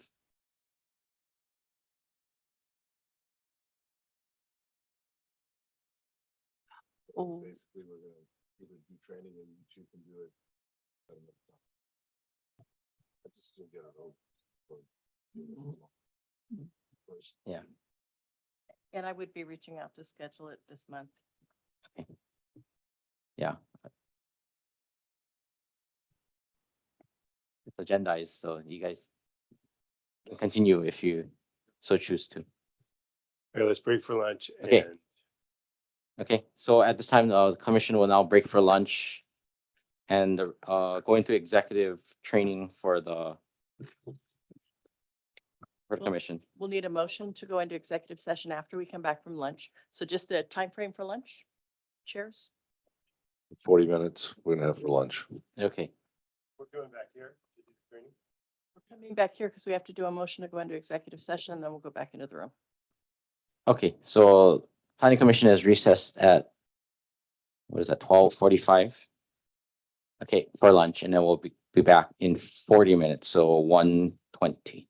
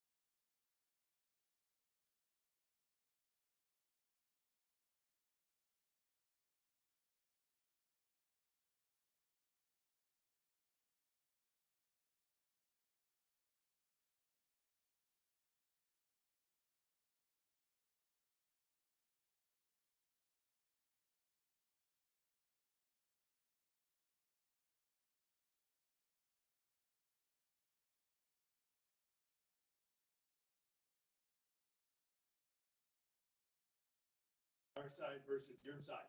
It is. God. That's it. Got tree.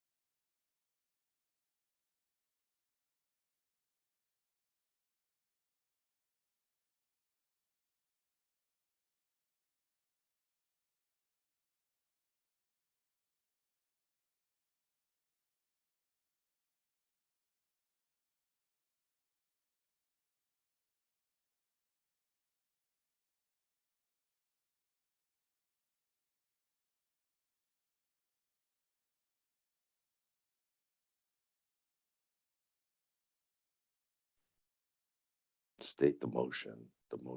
The motion is to go into executive session for training. For all those in favor, say aye.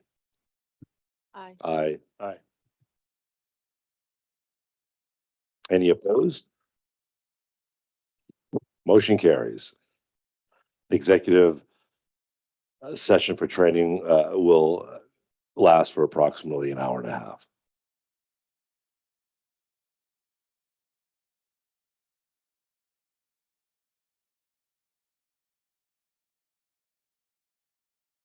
Wait.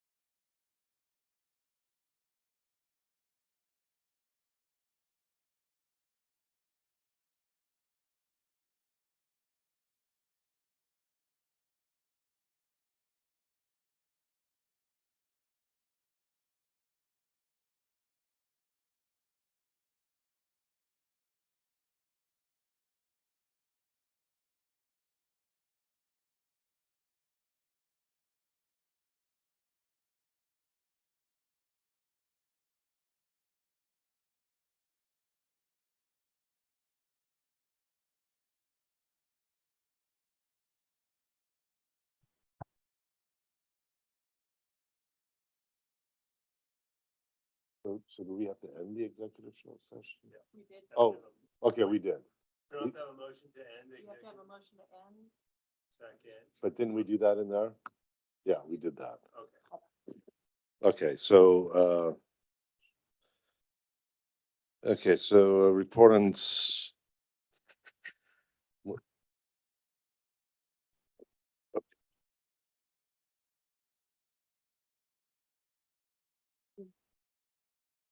okay, so, the, meeting, Windward Planning Commission is back in session at 3:04.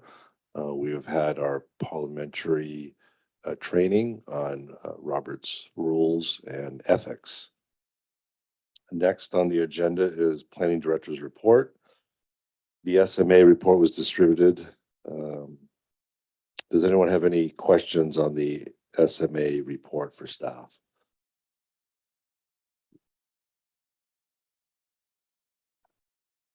Okay, since there are no questions on that, Chair, if I may, yes. I'd like to motion to approve the SMA determinations and minor permits issued by the planning director as read. Okay, do I have a second for that? I'll second that. Okay, all in favor, say aye. Aye. Aye, Aye. Aye. great. Let's see. Does anyone have any matters that they'd like to agendize for the future meetings? Announcements, the Windward Planning Commission's next regular meeting is tentatively scheduled for Thursday, August 1st, 2024, here in the County Council Chambers in Hilo. The public can also testify via Zoom. The date and venue of this meeting are subject to change. Staff, are there any other announcements? Yes, Chair. So you have 6 items for your next meeting on August 1st. And as I mentioned, one of them will be a planning director initiated amendment to the zoning code. And I expect a lot of public testimony. And so we'll be scheduling that for the afternoon, beginning around 1 o'clock. We are also working on trying to get some draft rules, the amendments to the Planning Commission rules drafted and provided to the commission in a joint session of the Windward and Leeward Planning Commission. We would like to do that in person rather than on Zoom. And it will likely occur over on the west side of the island in the West Hawaii Civic Center. We're looking at dates in late August or September. So I will be in contact, or Melissa will be in contact with each of you to see your availability during that time. Great, thank you so much for that. Okay, if there's no further business, I ask for a motion to adjourn this meeting. Motion to adjourn meeting. Do I have a second? Second. It was moved by Commissioner Perrin and seconded by Commissioner Bailoff to adjourn the meeting. All those in favor say aye.